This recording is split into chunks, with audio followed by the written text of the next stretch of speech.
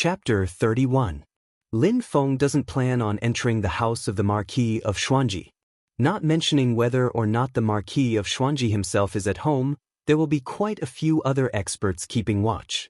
Already knowing that Zhu Yi has thoughts of leaving the house of the Marquis, Lin Feng decided to just wait patiently. Indeed, 10 days later, Zhu Yi carried a bag and walked towards Qingyang Mountain outside of Tianjing City. He's preparing to participate in the imperial exams and can't be bothered to stay in the house of the Marquis. He might as well go live in Qingyang Mountain for a while and also watch over his mother's grave. Meng Bingyun's grave is in Qingyang Mountain, a lonely one. With the identity of a concubine, after death she can't enter the Zhu family ancestral hall. Lin Feng waited for Zhu Yi to leave the house of the Marquis and then quietly followed behind him. Zhu Yi arrived at the foot of Qingyang Mountain. After cleaning Meng Bingyun's grave, he lit incense and then stayed in a small temple not far away from the foot of the mountain. Lin Feng already found out that this temple is a rundown Buddhist temple. Inside the temple there's only an ordinary old monk watching over it. Zhu Yi would stay here for a while every year. 1 is to watch over his mother's grave and 2 is for peace and quiet. After giving the old monk a few sticks of incense money, Zhu Yi settled down in the side hall. He opened his bag and lit a fire, preparing to read. Rubbing the book in his hands, Zhu Yi muttered, "Whether or not I can correct my dead mother's name will depend on the imperial examinations in spring and the imperial examinations in autumn. First passing the imperial examinations, then passing the imperial examinations, passing the imperial examinations, gaining titles for 3 generations. The court will issue a decree to confer my mother the title of lady. My mother's grave can be pulled into the Zhu family's ancestral grave and her memorial tablet can also be worshipped in the ancestral hall. It's a pity that I can't practice martial arts. Even though our great Zhou dynasty has civil officials controlling the court, to truly be conferred a title of nobility still has to rely on military achievements. If I become a cultivator and go into the army, then my position will be high. If I make military achievements, then I'll be conferred a title of nobility. Then my mother's title will not only be lady but also monarch. Her position will be far higher than Lady Xiao's." Thinking of Madame Xiao, who is also the main wife of the Marquis of Xuanji, Zhu Yi thought of his mother who died early, his gaze revealing sadness and hatred. Lin Feng silently stood outside the temple door, the corners of his mouth revealing a playful smile. He first went to the back room and knocked out the old monk to prevent him from leaking the news. Then he checked the surroundings. After confirming that there were no problems, Lin Feng sat cross-legged on a blue stone in front of the temple. Lin Feng circulated the 9 heavens thunder Tao with all his might, purposely releasing the spiritual energy circulating in his body from the acupoints all over his body. His method was actually the complete opposite of normal cultivation. Cultivation was about channeling the spiritual qi of heaven and earth into one's body and refining it. However, Lin Feng's method of pouring the spiritual qi out of his body was a complete waste. However, from the outside, it was an entirely different matter. At this moment, the surface of Lin Feng's body was surrounded by purple gas. From time to time, electric sparks visible to the naked eye would jump and flicker in the air. All the hair on his body slightly floated under the effect of static electricity. The crackling sound of electricity in the air didn't stop, and there was even the faint sound of thunder reverberating in the mountain forest. Normally, even if a 10th level Qi disciple cultivator released their own spiritual energy outside their body, there wouldn't be such a big commotion. Thanks to the system, thanks to the novice gift bag, thanks to this 9 heavens thunder Tao, the visual and sound effects are ridiculously cool. Coupled with Lin Feng's outfit, a white robe with wide sleeves, feather clothes and a star crown, his appearance is completely flawless. He definitely has the air of an otherworldly master. The sound of light footsteps came from behind him. From the sound of it, you can tell that he hasn't cultivated before, but the steps are steady and firm. Lin Feng knows that it's Zhu. Hearing the green-clothed youth clearly relax his breathing, Lin Feng smiled in his heart. He's here. Lin Feng suddenly stopped his technique and didn't turn around. He lightly said, "Since you want to see, why don't you walk out openly and look openly?" The breathing behind him slightly paused, but it quickly calmed down. The sound of footsteps rang out and stopped not far behind Lin Feng. A voice that was neither servile nor overbearing said, "I didn't mean to peep. Please forgive me for my rudeness." Sure enough, it was Zhu Yi's voice. Lin Feng suddenly asked, "Are you afraid?" Zhu Yi was silent for a moment, then said in a clear voice, "The books of sages say that righteousness and intelligence are gods. As long as a scholar's heart is upright, strict, and his own thoughts are strong and pure, he won't be afraid of demons and monsters."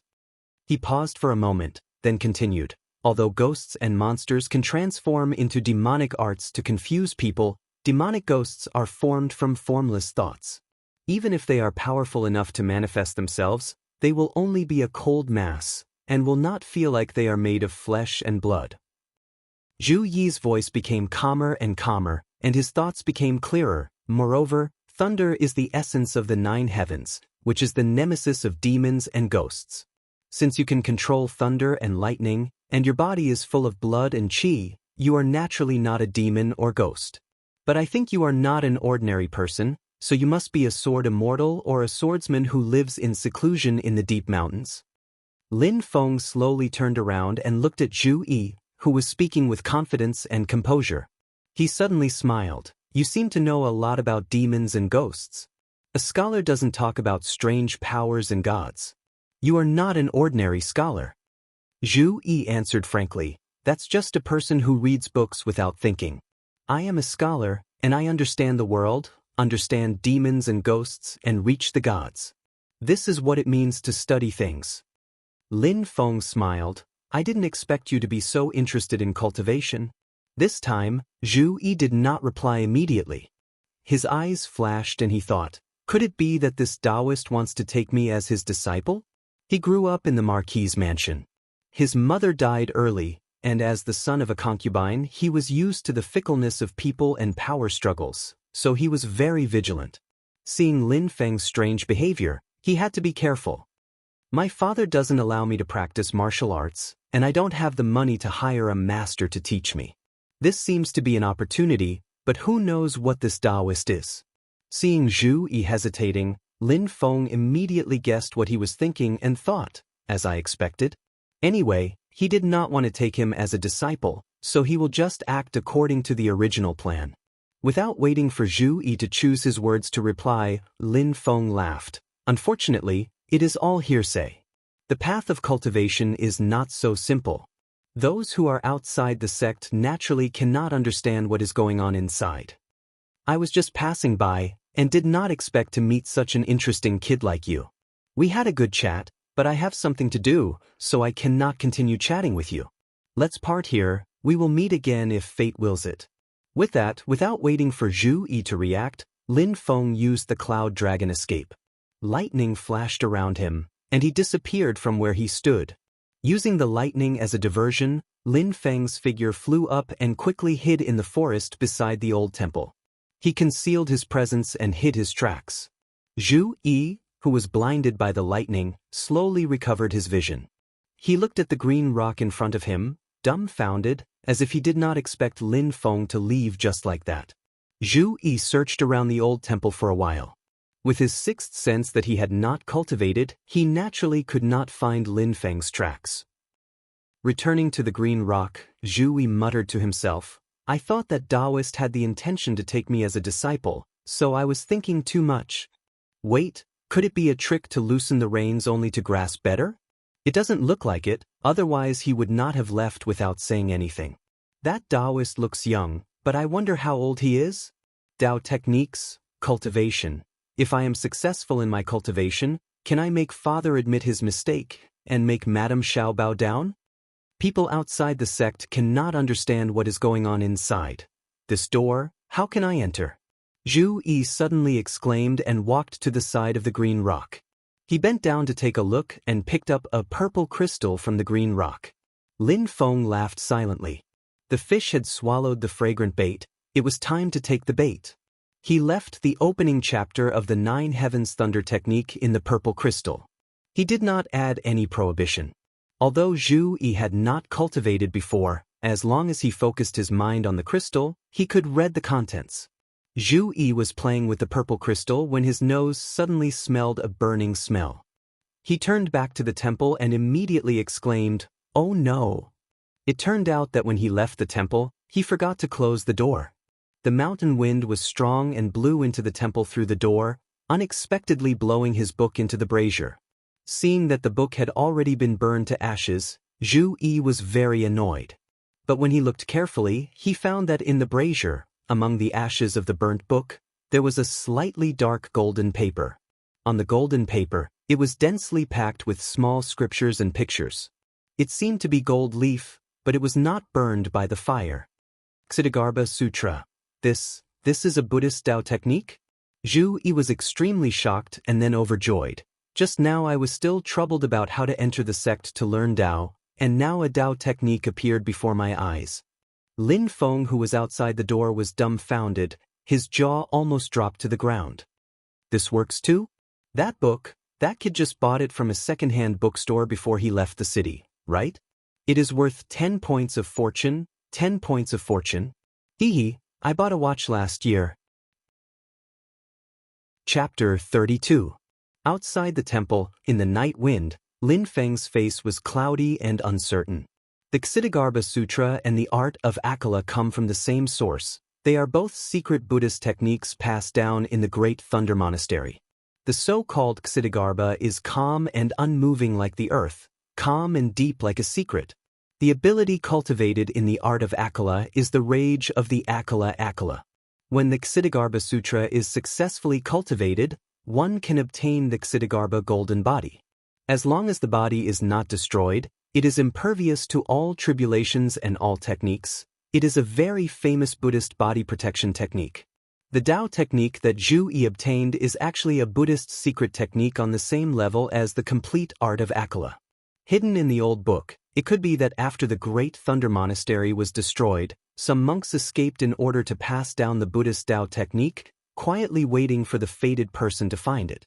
In the end, other people couldn't find it, but Zhu Yi, this person with 10 luck, discovered it on the first day he obtained the book. Lin Feng knows that Zhu Yi, who has been unlucky for many years, will from now on step on his heaven-defying path. Don't look at how his father, the Marquis of Xuanji, is arrogant right now. In the future he will definitely obediently give in. If he doesn't, he'll beat him until he does. But if this happens, what do I do? Lin Feng's face was filled with bad luck. Zhu Yi has already started to change his luck, turning from the depths of misfortune to happiness. It is even more impossible for him to take him as his master. Zhu Yi, who obtained the Ksiddhagarbha Sutra, has his own starting capital. It seems like he doesn't need Lin Feng to teach him Tao techniques anymore. If he wants to take this person of the heavens as his disciple, he has to send him charcoal in the snow before his luck changes. Otherwise, when his domineering aura erupts and his body shakes, who knows who will bow down to worship him? Lin Feng quickly thought in his heart, what should I do? Use the art of Akala and pretend to be a Buddhist cultivator, lie that his Ksiddhagarbha Sutra was also hidden in the old book by me, and wait for him to find it? No, Zhu Yi is a person with his own ideas. He treats people very warily. If I go up and get something for nothing, he most likely won't believe me. After thinking for a moment, a warm, sunny smile appeared on Lin Feng's face again. Hee, this isn't too good, isn't it? Isn't it a little too harsh? Looking at Zhu Yi, who had already started to immerse himself in the cultivation of his Tao technique, the smile on Lin Feng's face grew wider and wider. Zhu Yi, my disciple, for the sake of your better development in the future, Master can only let you suffer a little first. I think you'll understand Master's painstaking efforts. After making up his mind, Lin Feng was no longer in a hurry. It was nighttime now, and the city gates of Tianjing City were already closed. Since he couldn't go back, he would patiently wait here until morning. At the same time, he was concerned about the results of Zhu Yi's cultivation of the Ksiddhagarbha Sutra. As it turned out, the destined one was not an empty boast. In just a short while, Zhu Yi could already draw qi into his body and set foot on the right track of cultivation. One had to know that he had relied on himself to understand the characters in the scriptures without any guidance. Other than 10 points of fortune, 9 points of comprehension were indeed also out of the ordinary. This strengthened Lin Feng's thoughts of taking him in as a disciple even more. As soon as the sky brightened, Lin Feng immediately returned to Tianjing City and waited patiently near the house of the Marquis of Xuanji. Not long after, a group of servants of the house of the Marquis came out from the back door of the house of the Marquis, walking towards a restaurant in the marketplace not far away. At the front was a fierce-looking fatty, surrounded by everyone in the middle. He was clearly the leader. Lin Feng silently laughed. He already found out that this fatty is called Zhu Jun, a servant brought by the madam of the Marquis of Xuanji from the Xiao family. His original name was Xiao Jun. He only changed his name to Zhu Jun after following Madame Xiao into the house of the Marquis of Xuanji, nicknamed Fatty Zhu. Fatty Zhu is loyal and devoted to Madame Xiao. In order to curry favor with Madame Xiao, he often makes things difficult for Zhu. This guy looks fierce-looking, but he has a bit of talent in cultivation. Following the experts of the house to cultivate, after a few years he has also reached the realm of Qi Disciple level 8. Fatty Zhu and the others entered the restaurant and went up to the second floor together, sitting down at the spot next to the window with the best view.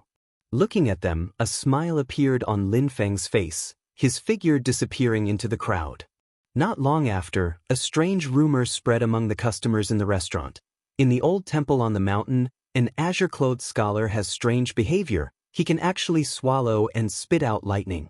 When the rumor reached the ears of Zhu Jun and the others, they looked at each other in dismay. Coming from the house of the Marquis of Xuanji, Zhu Jun and the others' understanding of the cultivation world far surpasses that of normal customers.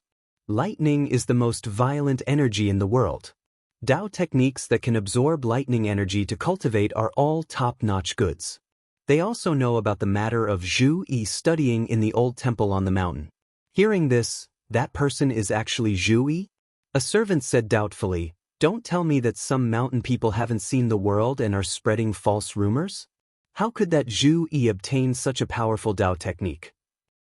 Another person said, "The Marquis once said that he wants Zhu Yi to first learn the meaning of the scriptures and then talk about the matter of practicing martial arts. He didn't even learn how to walk, and he wants to learn how to run. If he really secretly cultivates, then we'll cripple his cultivation. Who dares break the rules set by the Marquis?" The cheeks of Fatty Zhu, who didn't speak up the entire time, moved, saying slowly, "Let's go take a look together. If Zhu Yi really secretly cultivates, then we'll confiscate his Dao technique and then hand him over to the Marquis to deal with. Don't make any decisions on your own." The eyes of the other people lit up and they all started laughing. If Zhu Yi really has a top-notch Dao technique, then they wouldn't dare to keep it for themselves and would definitely have to hand it over to the Marquis of Xuanji. But before handing it over, they naturally have time to make a copy. A top-notch Dao technique, they have to get a share no matter what. Zhu Jun also started laughing, the fat on his face trembling.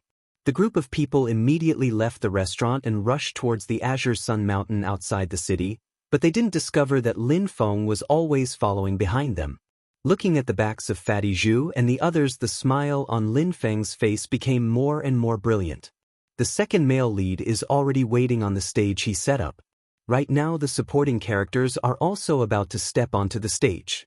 The drama that Lin Feng himself wrote, directed and acted in is about to begin. Destined people like Zhu Yi, who have the halo of a main character shining above their heads, often have the ability to kill monsters above their level.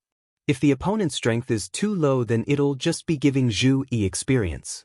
But Fatty Zhu and the others are at least at the 5th or 6th level of Qi Disciple, and they even have Fatty Zhu, who is at the 8th level of Qi Disciple, holding down the fort.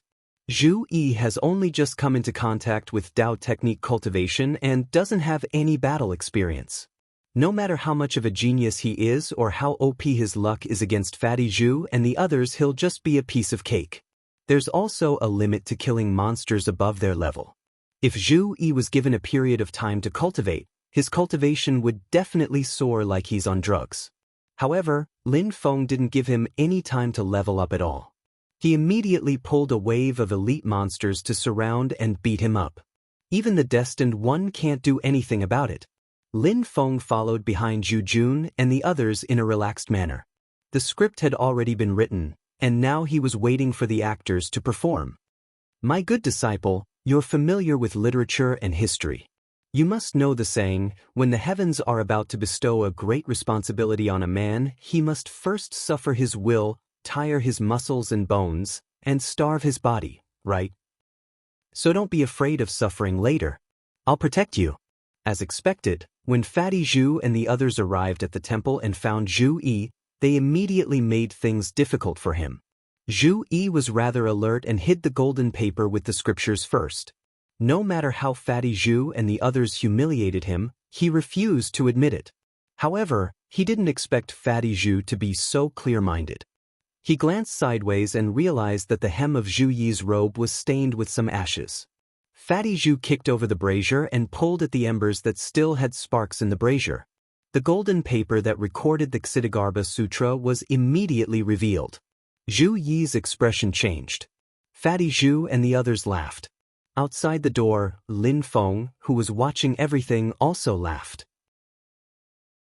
Chapter 33. Looking at the rolling brazier on the ground and the exposed Ksitigarbha Sutra, a feeling of despair welled up in Zhu Yi's heart. Could it be that this is my fate? Why did you give me hope and then immediately make me fall into despair? This won't do. A gentleman never stops improving himself. I definitely can't be discouraged. Fatty Zhu picked up the golden paper that recorded the Ksitigarbha Sutra, looking at Zhu Yi with a face of ridicule. Young Master Yi, what is this? Zhu Yi pursed his lips, his expression already calming down. There's actually something like this in the brazier? I didn't discover it before. Fatty Zhu and the others looked at each other, all laughing loudly. Since it's like this, then we'll accept it. When the time comes, we'll hand it over to the Marquis and let him deal with it. It's just that, young Master Yi, since you discovered it together with us, you have to come with us. At least we can verify it in front of the Marquis. Fatty Zhu squinted his little eyes, his face full of pride. Zhu Yi calmly nodded his head. Losing the Ksitigarbha Sutra made him disappointed, but the most important thing right now is to deal with his old man Zhu Hongwu. Zhu Hongwu's rules are extremely strict, not to mention a bastard son that isn't valued like Zhu Yi. Even the eldest son of the first wife who has the right to inherit the title will be punished by Zhu Hongwu's family laws until a layer of skin is peeled off if he makes a small mistake. If Zhu Hongwu finds out that he's secretly practicing Dao techniques, he might even lose half his life. Outside the door, Lin Feng faintly smiled. It's his turn to go on stage. If he waits until Zhu Yi is brought back to the Marquis's house, he might be grounded by the Marquis of Xuanji and never be able to leave the Marquis's house. If he wants to take him as a disciple under the Marquis of Xuanji's eyes, the difficulty will be too great. HM? Lin Feng was calculating when he suddenly sensed a group of people running out from the forest, heading straight for the old temple. Lin Feng's heart trembled. What do they want to do? Could it be that their target is also Zhu Yi? This group of people is far from what Fatty Zhu and the others can compare to. Their movements in the forest are swift and nimble and orderly, actually having a bit of the elegance of soldiers. What was even worse was that there were foundation establishment cultivators among this group of people. As he thought about it, Lin Feng hid himself first. Then he saw the group of people barge into the side hall where Zhu Yi was. In the side hall, Zhu Yi, Fatty Zhu, and the others were dumbfounded as they watched the group of people barge in. As soon as they entered the room, their gazes all landed on Zhu. The leader was a burly man in black with a scar on his cheek. The burly man turned around and looked at his two companions behind him. The two of them nodded in unison. It's this scholar. Outside the hall, Lin Feng felt a headache coming on. He roared in his heart, "That's why I hate accidents the most." Although the other party's arrival was sudden, Zhu Yi could still maintain his composure. "You're looking for me? I don't know you. Or you?" Fatty Zhu also reacted at this moment and said with a gloating smile, "Young Master Yi, where did you get into trouble? Could it be that you owe someone a gambling debt?" The burly man in black frowned. "Noisy."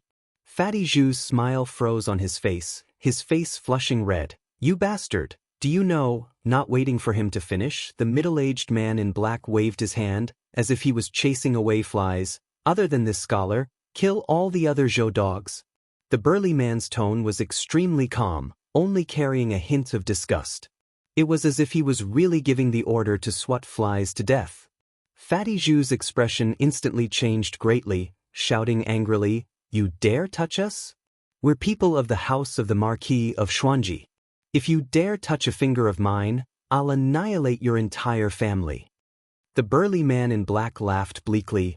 "Annihilate my entire family? My entire family, old and young, have long since died in the hands of you Zhou dogs." He reached out his hand and lightly stroked the scar on his face, his expression instantly becoming incomparably cold. "Marquis of Xuanji? Marquis of Xuanji, it's because we know this brat is Zhu Hongwu's son that we came. That old bastard's hands are stained with the blood of my country's people. Today we'll make him pay some interest first." The burly man in black lifted up the hem of his clothes, revealing a hexagonal snowflake pattern. Lin Feng outside the hall and Zhu inside the hall both had blank faces. Seeing the snowflake pattern, Fatty Zhu's face turned ashen, his arrogance completely disappeared.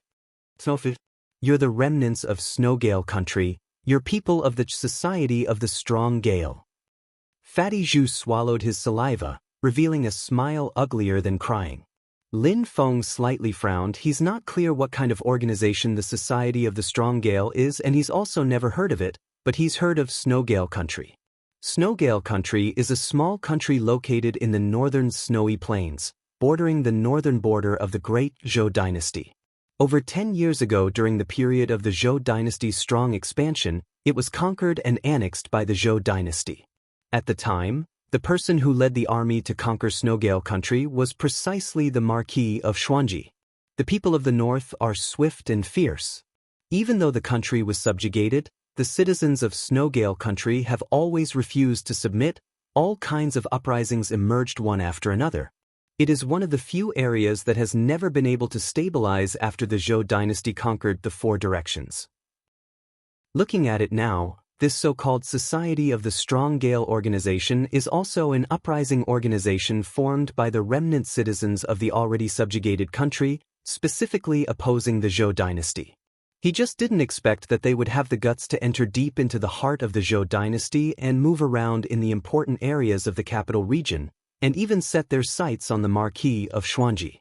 Zhu Yi clearly also understood the relationship within, opening his mouth and saying, "I'm only a bastard son that isn't valued. If you want to use me as a hostage to threaten my father, then there's no need. Because it won't work at all. My father won't make any concessions. Even if you kill me, my father won't feel that much pain. You guys coming to find me is completely finding the wrong target." The black-clothed man grinned. "Of course I know that you're not favored by that old bastard, otherwise you wouldn't have fallen into our hands today." He stared at Zhu Yi with a smile that isn't a smile. "You don't need to belittle yourself, you're still of some use to us. For example, you grew up in the old bastard's manor, you're probably very clear about the layout of the manor, the habits of everyone, the arrangement of the guards, things like this." Zhu Yi pursed his lips, not saying a word. The sound of wind suddenly rose up beside his ears. He was startled. The black-clothed middle-aged man had already arrived in front of him at some point. The two of them were very close. The black-clothed man's face revealed a cold smile, his long scar twisting and twitching, saying word by word, "You'll tell me." Finishing speaking, he turned around and looked at Fatty Zhu and the others. His gaze was like looking at a group of dead people. He waved his hand. "Do it." Under the order, the group of cultivators of the Society of the Strong Gale all made their move. Piercingly cold mana fluctuations instantly engulfed the entire temple. These cultivators are all wanted felons in the Great Zhou dynasty. Each and every one of them are desperados who live on the edge of a knife. They have extremely rich battle experience and have great teamwork. The efficiency of releasing spells is extremely high, not wasting a single bit of mana and using the most efficient method to kill the enemy. Fatty Zhu and the others have never seen this kind of formation before. The group of people had no strength to fight back at all. They were taken down like wheat being cut. Only Fatty Zhu of Qi Disciple level 8 has the highest level of cultivation and the fastest reaction. His fat body exploded with a speed that completely doesn't match, escaping out of the temple like flying. The black-clothed man frowned. "Don't leave anyone alive, our whereabouts can't be leaked." The two cultivators of the Society of the Strong Gale nodded their heads, chasing out of the side hall without saying a word. Outside the hall, Lin Feng secretly groaned. The development of the situation has already far deviated from his initial predictions. Luckily, the other side didn't have any plans to immediately kill Zhu Yi. This gives him time to plan. His thoughts quickly spun. Lin Feng had a rough plan, hurriedly chasing after Fatty Zhu. This fatty is still useful, he can't die. Chapter 34. Leaving the old temple, Lin Feng crushed a sound transmission crystal while swiftly moving. The crystal shard emitted a faint white light. Lin Feng said, "Little Yen, bring your junior apprentice brother to Green Sun Mountain in the west of the city and meet up with Master." Xiao Yan's voice very quickly came out of the white light. The youth's voice was gasping for breath as he quickly replied, "Don't worry, we'll be there very soon." After one sentence, the white light gradually dimmed. The crystal shard also lost its luster, becoming the same as normal gravel. Lin Feng shook his head. This sound transmission crystal is indeed convenient. It's just a pity it's a one-time use item and it's extremely expensive. Xiao Yan's hurried voice made him a bit uneasy. That panting appearance was as if he just fought a great battle with someone. Lin Feng's brows slightly furrowed. These two monkeys, please don't let anything happen to them. After being together for a long time, the relationship between the master and disciples became more and more intimate. Even though he clearly knows that these two disciples of the fated Son of Heaven won't easily lose out, but Lin Feng still worries for these two kids that haven't grown up yet. Lightly shaking his head, Lin Feng expelled the distracting thoughts from his mind, using the Cloud Dragon escape technique to arrive at the place Fatty Zhu has to pass by in order to escape and set up the formation of the 9 Heaven Thunder Summoning. Just as he finished setting it up, Fatty Zhu already appeared in his line of sight, running until he was out of breath. Ever since knowing that the newcomers are people from the Society of the Strong Gale, Fatty Zhu completely gave up on the idea of using his background. The person these Snowgale remnant citizens hate the most is probably the Marquis of Xuanji. They can't do anything to the Marquis of Xuanji, but against a lackey of the House of the Marquis like Fatty Zhu they definitely won't be lenient. The higher Fatty Zhu's position in the House of the Marquis and the closer his relationship with the Marquis of Xuanji, the more ruthless the other side will be when they attack. "Dad, Mom, why did you only give me 2 legs?" Fatty Zhu complained in his heart. Even though he has Qi Disciple level 8 cultivation, the two people chasing him are both Qi Disciple level 9. Even though he already used up all of his strength, in the end he was still caught up by the other side. Just when Fatty Zhu was feeling despair, 9 spots of bluish-purple light suddenly lit up around him. Zzz. There was an ear-piercing sound of electricity in the air, and the bluish-purple electric arcs flickered with dazzling brilliance in the night. The expressions of the two cultivators of the Society of the Strong Gale changed greatly at the same time. The experience of countless battles told them that a great disaster was about to befall them. But before they could react, the 9 bolts of lightning had already bombarded their bodies. In the next moment, roaring thunder descended from the sky like a divine punishment from the end of the world. 2 cultivators at the 9th level of Qi Disciple were killed on the spot by the lightning. Fatty Zhu stared blankly at the pile of black ashes in front of him as his legs trembled. If the lightning had struck him, he would be the one turning into charcoal. Although he had escaped danger, Fatty Zhu couldn't relax at all. Lin Feng slowly walked out of the forest. He was wearing a white robe with wide sleeves and a feathered robe with a star crown. He looked like an immortal. Looking at the ashes on the ground after the 9 Heaven Thunder Summoning strike, Lin Feng secretly heaved a sigh of relief. He had calculated the position where Fatty Zhu had been caught. Thankfully, the deviation wasn't too great. Apart from needing time to set up and being too slow to cast, he was still very satisfied with the power of the 9 Heaven Thunder Summoning, directly insta-killing 2 cultivators at the 9th level of Qi Disciple. If he didn't use the 9 Heaven Thunder Summoning, it wouldn't have been so easy to take care of these 2 cultivators at the 9th level of Qi Disciple. The cultivation of these 2 people was much higher than that Yu family cultivator back then, but unfortunately, Lin Feng's cultivation was also far from being the same as before. Rising with the tide, the power of the 9 Heaven Thunder Summoning also increased by more than 1 level.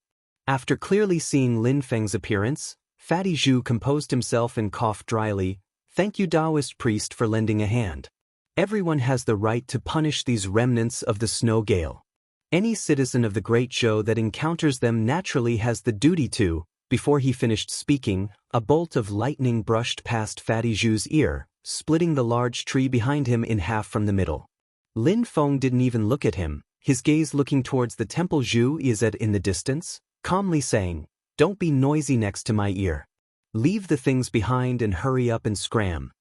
Fatty Zhu swallowed his saliva. Taoist priest's contribution today, I will definitely report it to the Marquis. Lin Feng's gaze finally looked towards him, not carrying the slightest trace of emotion as he calmly said, "If I have time in the future, I will naturally pay a visit to Zhu Hongwu. As for you?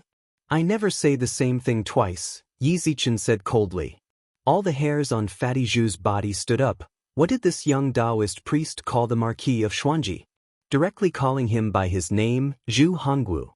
No matter what this young Taoist cultivation is, no matter if he still dares to be this arrogant when he sees the Marquis of Xuanji himself, Fatty Zhu is certain that at least the name of the Marquis of Xuanji cannot scare this young Taoist.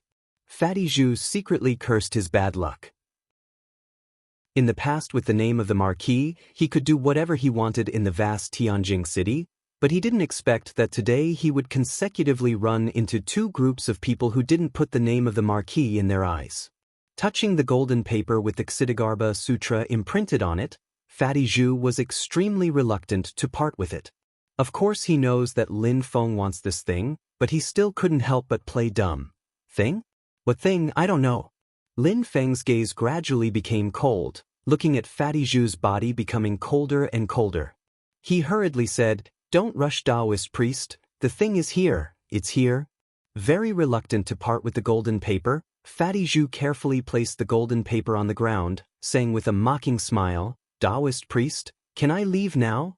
Lin Feng casually made a grabbing motion and under the guidance of his Fa Li, he grabbed the golden paper and left without even turning his head back. Fatty Zhu felt that the Fa Li with which Lin Feng grabbed the golden paper did not seem to be outstanding. He hesitated slightly in his heart and carefully observed again, but discovered that he could not see through the depth of Lin Feng's level at all. He couldn't help but not dare to act rashly, obediently standing where he was and watching Lin Feng leave. Seeing Lin Feng disappear from his field of vision, Fatty Zhu let out a long breath, hurriedly fleeing towards Tianjing City. Something big has happened this time. Hurriedly going back and reporting to Madam is the right thing to do.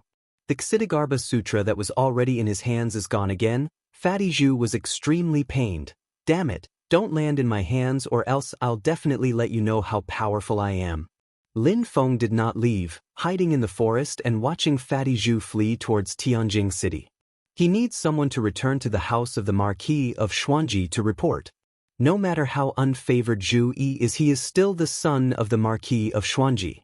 Being kidnapped by someone and even involving the remnant citizens of Snowgale Country, no matter if it's the Marquis of Xuanji or Madame Xiao, they will both definitely ask about it. Only with the pursuers of the house of the Marquis of Xuanji can they restrain the people of the Society of the Strong Gale, and only then can Lin Feng benefit from it. Lin Feng sensed for a bit, the crystal he left for Zhu Yi shouldn't have been exposed yet, it is currently clearly pointing out Zhu Yi's location to him. The people of the Society of the Strong Gale have already brought Zhu Yi away from the old temple, moving towards the mountains in the east. Lin Feng followed far behind them. After who knows how long, Lin Feng sensed the mark he left on Xiao Yan and Xiao Budian, hurriedly running towards the mark to find them. The moment they met, Lin Feng's brows instantly furrowed. Xiao Budian is still okay. Xiao Yan's black clothes are torn in several places and his aura is also unstable. Clearly he just had a fierce battle with someone. Lin Feng supported his shoulder. "Who did it?" Xiao Yan smiled. "Don't worry, master, I didn't suffer any big losses." He paused for a bit and then continued. "It was originally just a small matter. Me and my junior brother were strolling around Tianjing City's market square and saw a few lechers bullying women, so we stepped in to take care of them. After teaching those lechers a lesson, we were originally preparing to leave, but we were suddenly stopped by a middle-aged man with short hair, insisting on asking me where I learned the art of Akala from. This guy is very overbearing, he wants to capture me." His level of cultivation is very high. I'm afraid he's a foundation establishment stage cultivator. If we didn't provoke the patrolling troops, it would be very hard for us to escape. Speaking up to here, Xiao Yan raised his eyebrows in confusion. It's just that the Dao technique that person uses is actually also the art of Akala. Xiao Budian suddenly said from the side, that person's hair is short. I saw that there are a few ring scars on the top of his head. Lin Feng didn't say anything. He already understood in his heart that even though that person has hair, he's most likely a monk from the Great Thunder Temple back in the day. Who would have thought that Xiao Yan's art of Akala didn't attract the attention of the Great Zhou dynasty, but instead attracted Buddhist disciples? Right now I'm going to chase after your new junior brother. He's been kidnapped.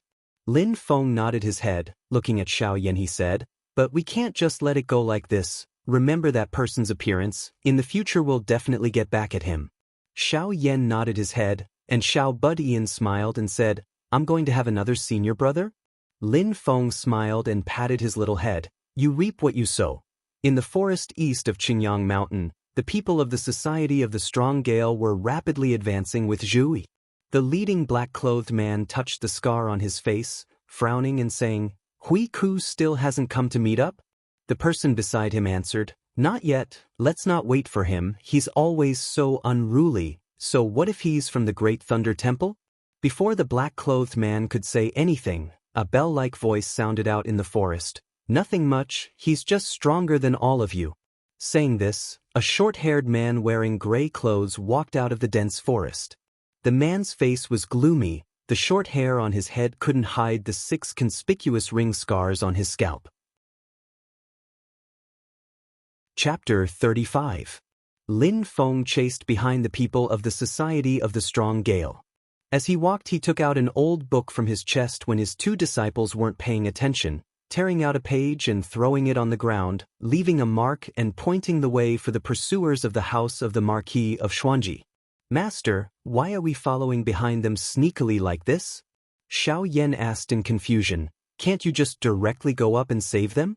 Lin Feng said with a calm expression, Their every movement is in my eyes.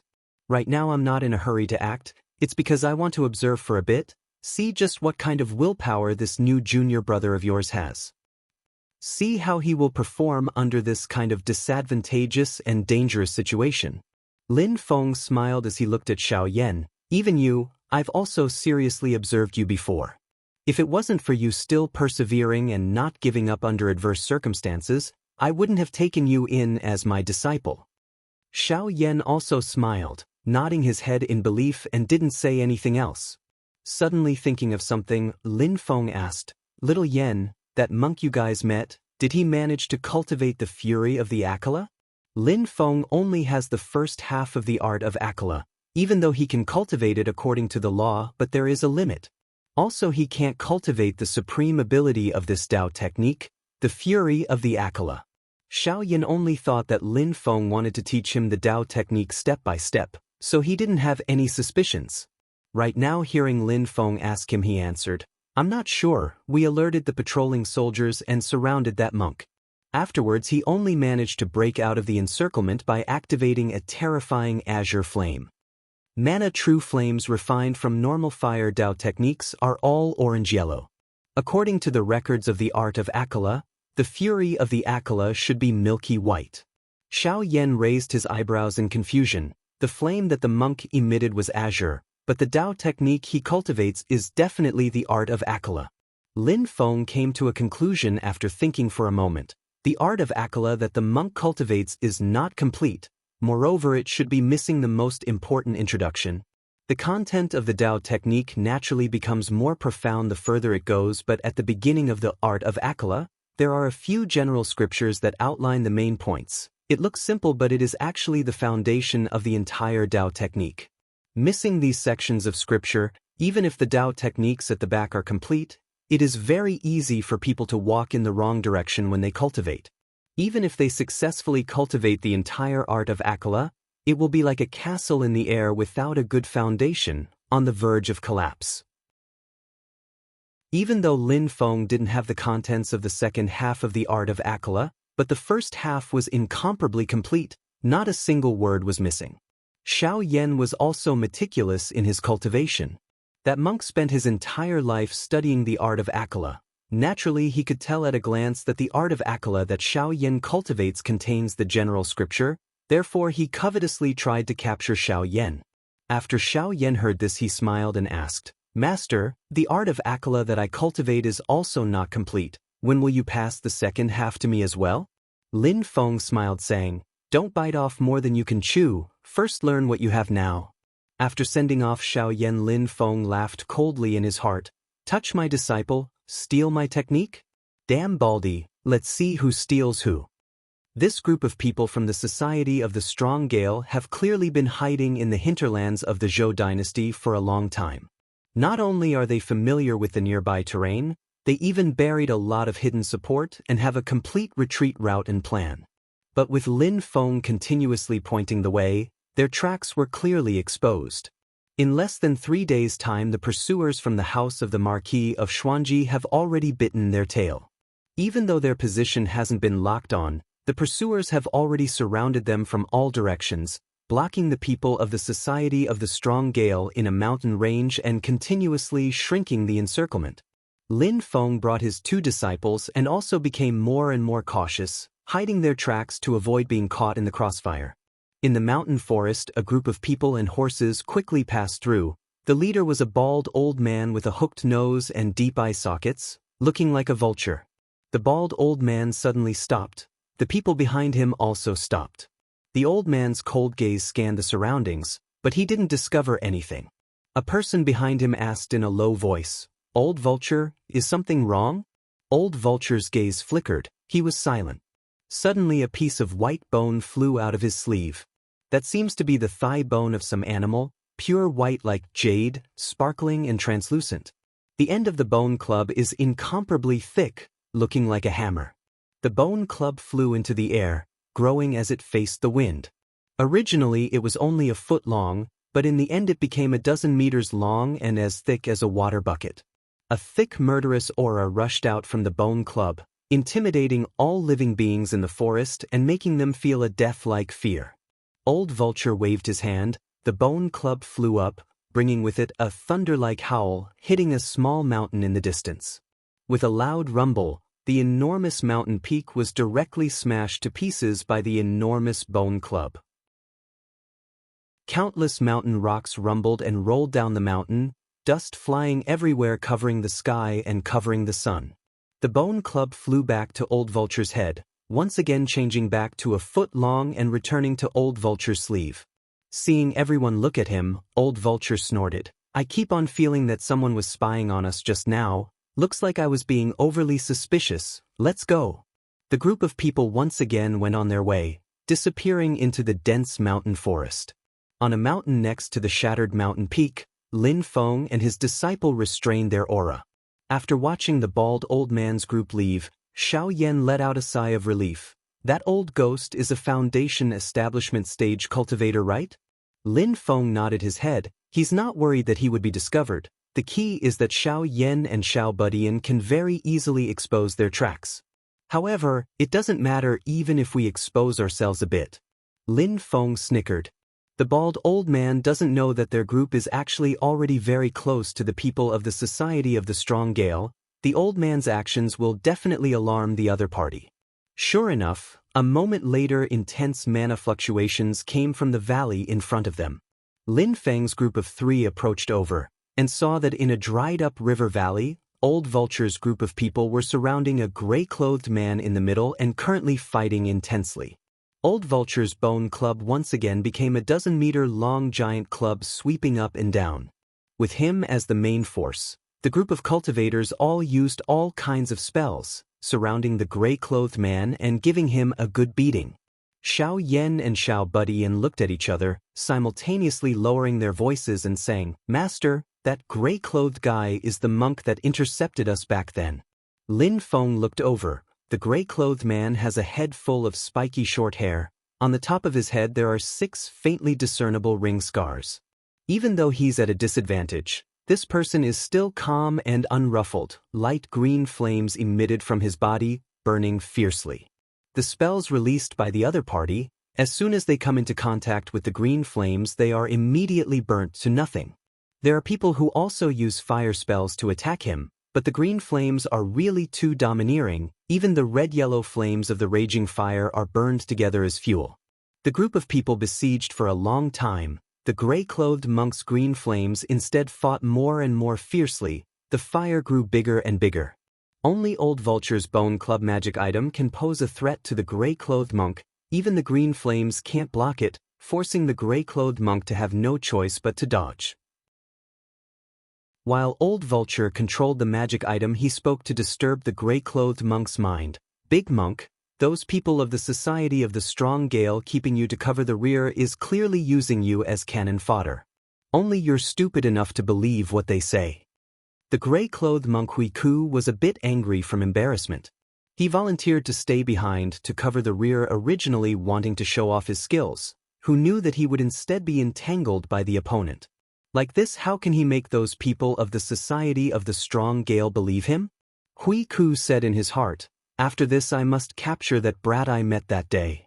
If I can cultivate the true fury of the unraging Wisdom King, then why would I have to go through so much effort? While he was thinking, a streak of sword light suddenly flew over from afar, chopping down towards Huiku's head. The green flames were actually completely unable to block it. Huiku was greatly shocked, dodging to the side. The sword light missed and cut onto a mountain behind Huiku, actually completely cutting the mountain in half. The huge mountain top tumbled down. Amidst the loud rumbling, the earth shook and the mountains shook like an earthquake. After the mountain top fell, the cut surface of the mountain top was as smooth as a mirror. Lin Feng, who was hiding on the side, frowned slightly as he saw this. What a strong sword cultivator. His own cultivation is at the foundation establishment stage, and he even has a high-quality flying sword. A black-clothed swordsman appeared on the field, his dark gaze staring at Huiku. Huiku looked at the black-clothed swordsman, but his attention didn't dare to place on him alone.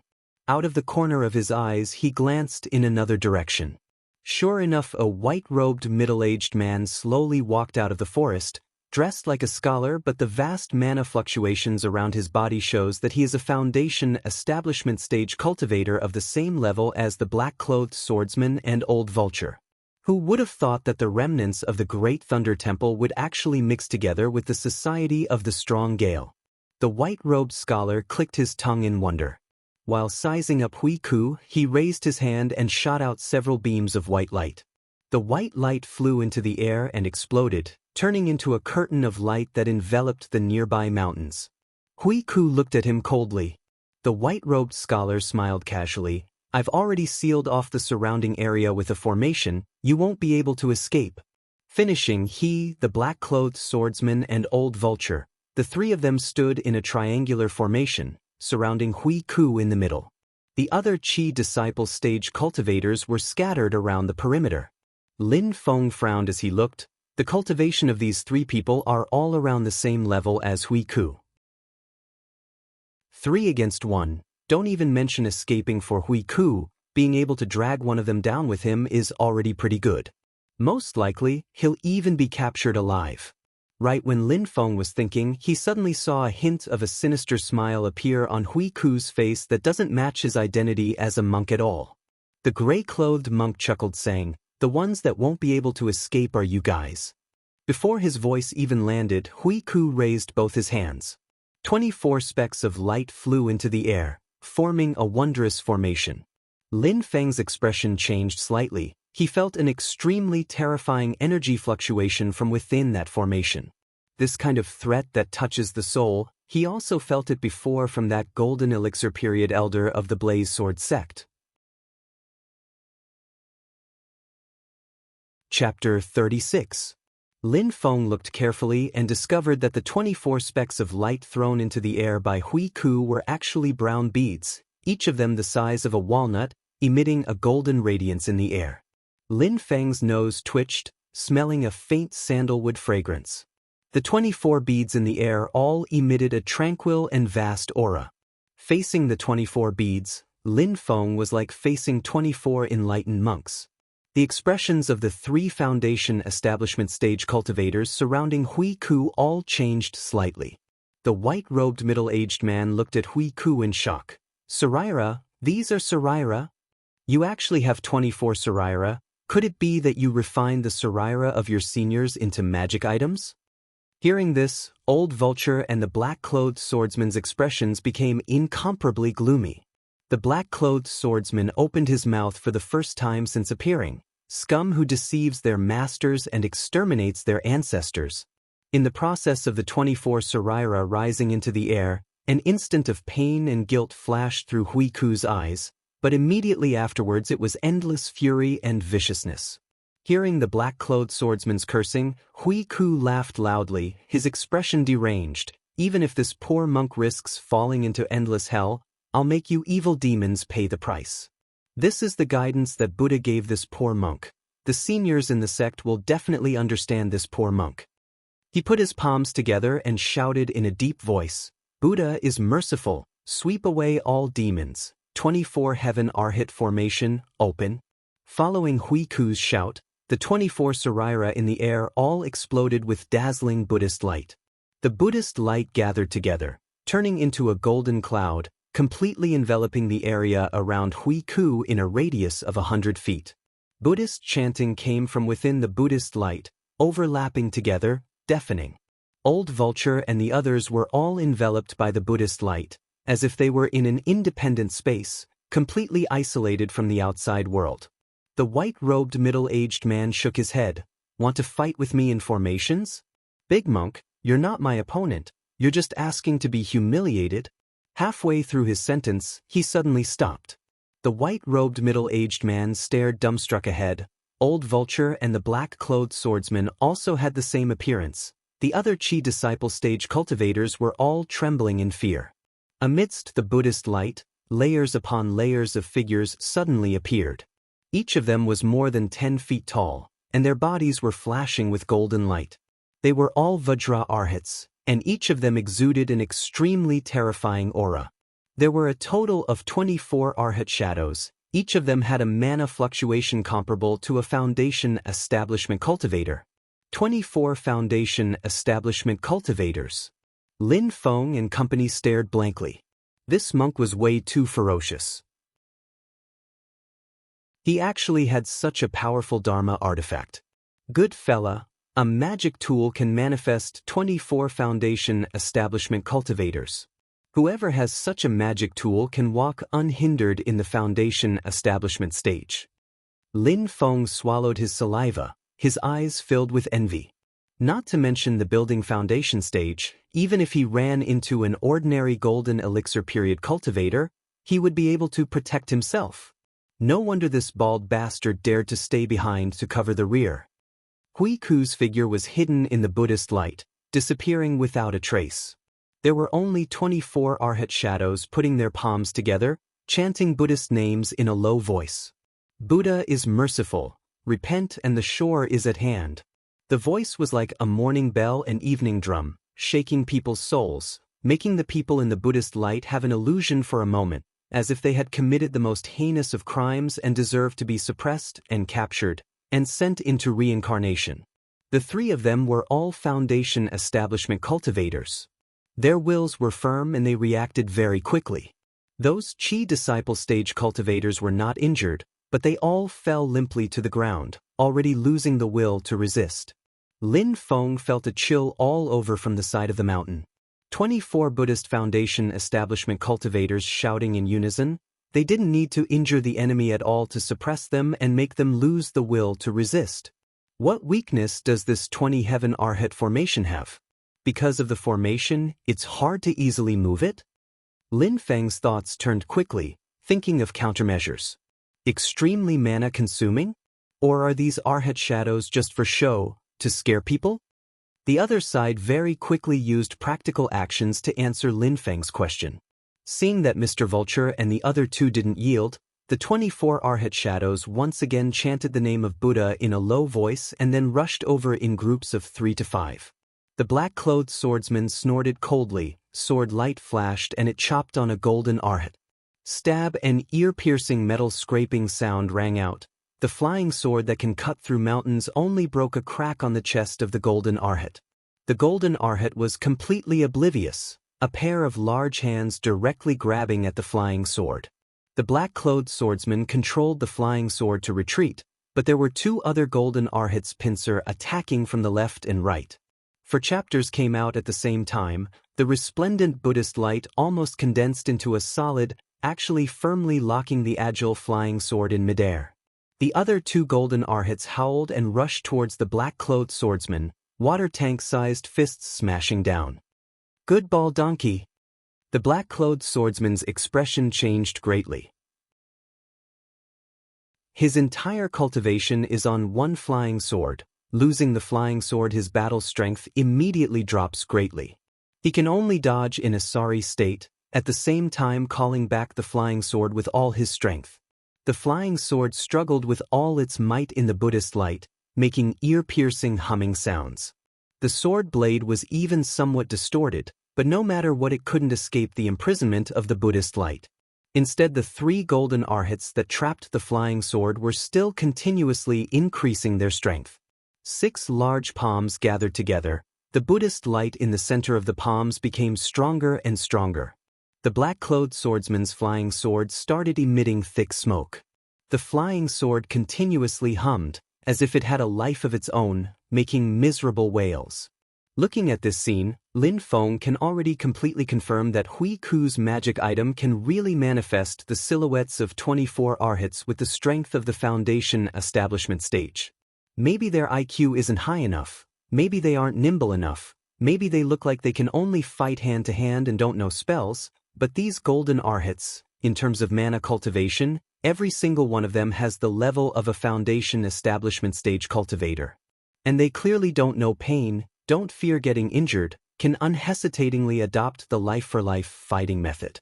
10 golden arhats even stayed where they were without moving. The other 14 attacked together, instantly beating up Mr. Vulture and the other 2 until they pissed their pants in terror. With such a huge difference in strength, Mr. Vulture and the other 2 wouldn't even have the chance to perish together. Whether they're captured alive or crushed to death, it all depends on Hui Ku's mood. No one would have thought that Hui Ku would actually be so ferocious. It was originally a hopeless situation of 1 versus 3, but it actually instantly flipped, becoming 24 versus 3. In the hearts of Mr. Vulture and the other 2, right now there are undoubtedly millions of grassland horses covered in mud madly galloping past. Lin Feng was also secretly depressed. Xiao Yan, this destined one, is indeed extraordinary. The first enemy he provoked is already so ferocious. What he didn't expect even more is that this thieving baldy is actually in cahoots with the Society of the Strong Gale that kidnapped Zhu Yi. Protecting Xiao Yan, saving Zhu Yi, they both have to pass through Hui Ku. Thinking up to here, a cold light flickered in Lin Feng's eyes. I can't let him be so easy, I have to punish him. I have to find his weakness first. Lin Feng thought for a bit, then pulled Xiao Yan over, instructing a few words in a low voice next to his ear. Xiao Yan was dazed. What is this for? Lin Feng pretended to be profound, lightly replying, I have my own plans, you just have to do as I say. Here today, there might be a fortuitous encounter for you. Xiao Yan curled his lips. Master, don't lie to me. Lin Feng raised his hand, laughingly scolding. Stinking brat, you're looking for a beating? Xiao Yan stuck out his tongue, running down the mountain like a wisp of smoke, arriving near the mist formed by the Buddhist light. He followed Lin Feng's instructions and wandered around the Buddhist light a few times, immediately being discovered by monk Hui Ku in the mist of light. Wearing out iron shoes in fruitless search, finding it by chance without even looking for it. Hui Ku was first overjoyed, looking at Mr. Vulture and the other 2 people in the Buddhist light. He then became worried. We're about to take care of these evil people, giving up is really a pity, but what if we delay the time and let that brat escape? After hesitating for a bit, Hui Ku clenched his teeth, opening the leather bag he carried with him, releasing a small snake. The small snake grew in the air, actually turning into a 100-meter-long golden python. Its head was the size of a small house, its mouth full of sharp teeth, the length and thickness of elephant tusks. Hui Ku stretched out his hand and pointed at Xiao Yan. I want him alive. The golden python landed on the ground, charging towards Xiao Yan like an arrow. Xiao Yan was slightly shocked when he saw the golden python. When the python crawled, it actually didn't have the slightest bit of fishy smell. Instead, it emitted a faint sandalwood fragrance. There were 2 small bumps on the top of the python's head, like the horns on a flood dragon's head. It crawled on the ground as fast as lightning. The battle strength of this kind of vicious beast is enough to match up to a Qi disciple level 10 and above cultivator. Lin Feng's warning appeared in Xiao Yan's mind at this time. If that monk uses magic items or spirit pets to deal with you, don't get entangled where you are, just run towards the mountain forest in the distance. Xiao Yan curled his lips, turning around and running, the golden python closely chasing behind him. Lin Feng watched from the top of the mountain as Xiao Yan and the giant python, one escaping and one chasing, running further and further away. Hui Ku was in the light of Buddha formation but didn't give chase in the end. Seeing this, a sunny and warm smile once again appeared on Lin Feng's face. Chapter 37. Hui Ku only sent out the golden giant python to chase after Xiao Yan, and he himself was still guarding within the Buddhist light formation. Seeing this, Lin Feng understood. As expected, those 24 golden arhats can only move within a radius of 100 zhang that is covered by the Buddhist light. That big monk, as the one in charge, can't leave the range of the Buddhist light either. And from the looks of it, Hui Ku was wholeheartedly in charge of the formation, and his other cultivation couldn't be used. Lin Feng thought, there's only one crucial point that I can't be sure of, and that is the 24 Sarairas for the formation. Is any one of them indispensable? As long as one is missing, will the formation be unable to be maintained? As Lin Feng thought, he calmly said to Xiao Budian beside him, "Go help your big senior brother, I'll leave that snake to you too. I won't do anything, this can be considered a test for you too." Xiao Budian didn't panic after hearing this. Instead, he was eager to try, and smiled even more mischievously. "Master, after we kill that snake, will the snake blood and snake meat belong to us too?" Lin Feng knocked his little head and scolded jokingly, "Stinking brat, all you know is to eat all day long." Xiao Budian laughed mischievously, and Lin Feng shook his head in annoyance. "Go, how much you can get will depend on your own ability." "Thank you, master." Xiao Budian cheered, and disappeared in the blink of an eye, rushing in the direction of Xiao Yan and the giant python. This golden giant python was a natural variant, and it was tamed by Hui Ku using a secret Buddhist method. Its strength and speed were astonishingly fast, far surpassing normal fierce beasts. If not for the fact that Lin Feng had already taught Xiao Yan the cloud dragon escape, he wouldn't have been able to outrun this giant snake. This guy is like a small mountain when he coils up. His speed is so fast with such a big body. Xiao Yan cursed in his heart, and his body suddenly made a strange turn, avoiding the snake's mouth that was pouncing at him from behind. The giant python's head was as big as a small house, and swallowing Xiao Yan whole was a piece of cake. "Senior brother, here." As Xiao Yan was running, he suddenly heard Xiao Budian's voice, and looked up to see Xiao Budian waving at him from a mountain. "This brat, don't tell me." Xiao Yan's heart moved, and he immediately changed directions, running towards the mountain peak where Xiao Budian was. The golden giant python followed closely behind him, sweeping through all obstacles. Wherever its huge body passed, rocks exploded, and towering ancient trees fell like harvested wheat. "Let me test your power." On top of the mountain peak, the little guy soared into the air. His body was like a cloud dragon, and he stood out from the crowd as he directly pounced towards the head of the huge golden python. The golden python let out a soundless roar, and opened its big mouth to bite toward Xiao Budian. Xiao Budian's figure flashed in midair, and he had already avoided the blood pond-like mouth of the snake, nimbly landing on the snake's neck. The little guy laughed and said, "To beat a snake, you have to hit it where it hurts. Even though you're big, I can still feel where it hurts." After he finished speaking, he kicked the huge snake's body. Lightning flashed on his toes, and his small body brought with it the sound of wind and thunder. His momentum was not any weaker than the golden giant python. Lightning exploded, setting off a few rays of golden light and a smear of blood red. It was the snake's scales and blood. Under Xiao Budian's kick, the golden giant python was injured. The giant python hissed angrily and twisted its body. Its thick and long golden tail swept toward Xiao Budian. If he was hit, no matter how strong Xiao Budian's body was, he would still be beaten into meat paste. However, Xiao Budian would not fight it head-on. He nimbly dodged to the side and avoided the giant python's counterattack. Xiao Yan, who had been chased by the giant python, silently appeared at this moment. After avoiding the giant python's tail, he came to its back, and his target was the wound that Xiao Budian had just made. A ruthless look appeared on Xiao Yan's face. "You long worm, you chased me very happily just now, didn't you?" With a flip of his palm, the explosive fire magic power quickly condensed and actually turned into a real raging fire, burning fiercely above Xiao Yan's palm. In the next moment, the blazing fire seemed to be suppressed.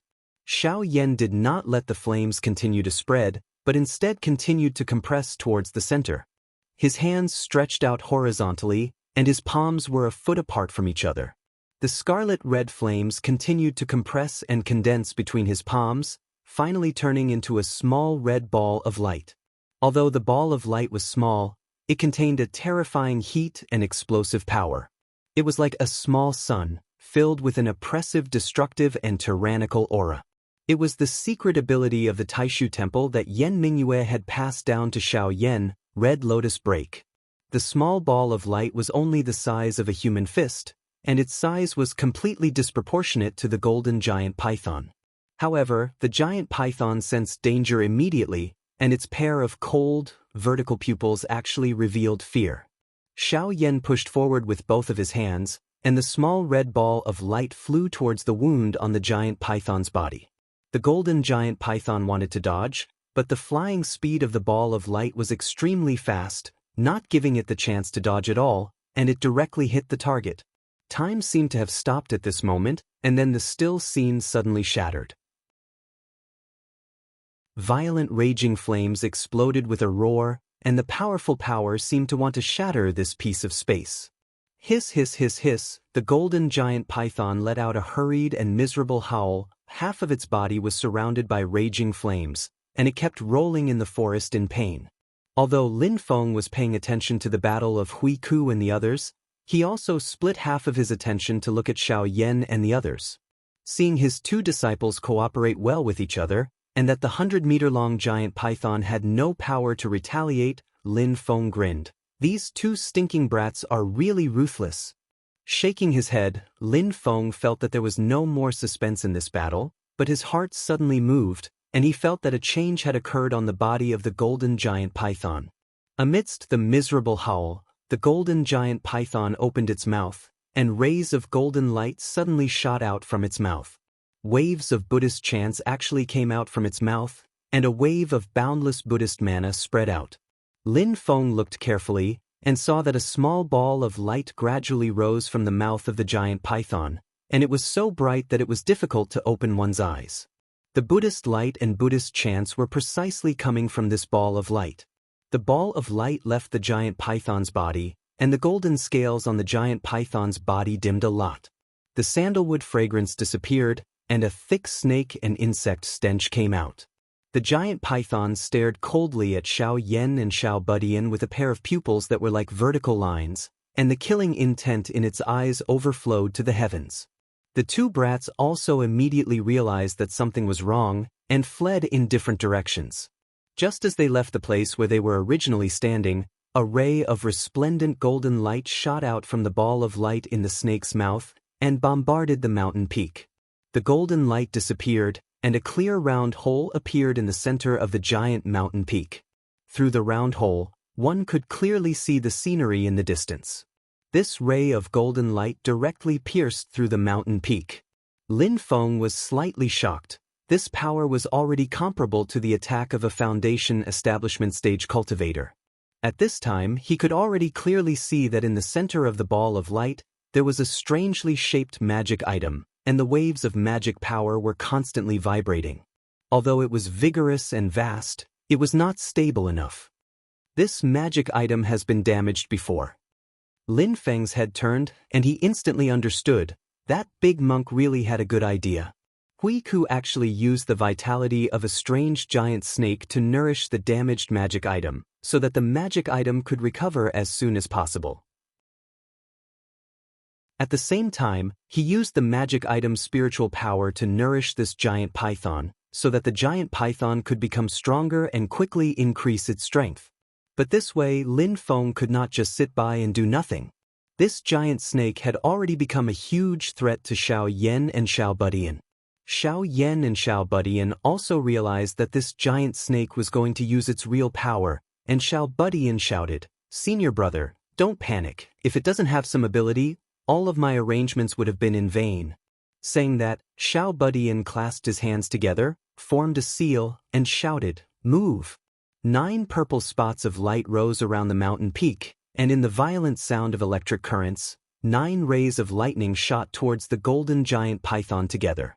Lin Feng had already established his own expert impression in the hearts of his 2 disciples, so some things could no longer be hidden, and he could pass them on to increase their strength. Right now, Xiao Budian was using the 9 heaven thunder summoning that Lin Feng had passed on to him. The first 9 rays of lightning did not cause any damage to the giant snake, but in the next moment, the lightning that descended from the sky heavily struck its body, and directly split the back half of its body, including its tail. The formation's powerful attack that borrowed the power of heaven and earth was vividly displayed at this moment. Xiao Yan watched from the side, and couldn't help but shout, "Beautiful! Beautifully done! Be careful, Dudge." Xiao Budian was originally feeling proud, but after hearing Xiao Yan's warning he realized that the golden giant python had suffered such a heavy injury and instead went berserk. The giant head suddenly raised, and looked down at Xiao Budian, who was caught off guard. The snake opened its mouth wide, and scriptures flowed on the golden magic item. The bright golden light condensed once again, and in the next moment, it was about to strike Xiao Budian's body. Chapter 38. Xiao Budian only felt that the sky above his head suddenly darkened. That was the head of the giant python. In the next moment, the dark top of his head suddenly lit up, so bright that people couldn't open their eyes. That was the light emitted by the magic tool in the mouth of the giant python. Vigorous waves of magical power spread out, terrifying to the extreme. Dodge! Xiao Yan suddenly rushed over from the side, knocking Xiao Budian away. Although Xiao Budian escaped the attack range of the giant python, Xiao Yan exposed himself under the snake's mouth, facing that terrifying Buddhist magic tool. Xiao Budian exclaimed, "Eldest senior brother." The bravery in the black-clothed youth's bones was completely stimulated. Facing the dazzling golden Buddhist light, he didn't dodge, but raised his hands. In between his palms, a scarlet-red ball of light floated, filled with a destructive and blazing aura. "Let's see who's finished first." Xiao Yan clenched his teeth, facing the Buddhist light that could turn him into powder in one hit. He took the initiative to use the red lotus burst. The red ball of light turned into a ray of scarlet light and flew into the huge python's wide-open mouth. At the same time, the mana of the Buddhist magic item in the snake's mouth was also accumulated to the extreme, turning into a ray of resplendent Buddhist light, about to blast towards Xiao Yan. Xiao Yan's red lotus burst was a step faster, only 1,000th of a second faster than the Buddhist light, exploding in the snake's mouth first. But the indestructible Buddhist light had already condensed. Would it dissipate because of the explosion?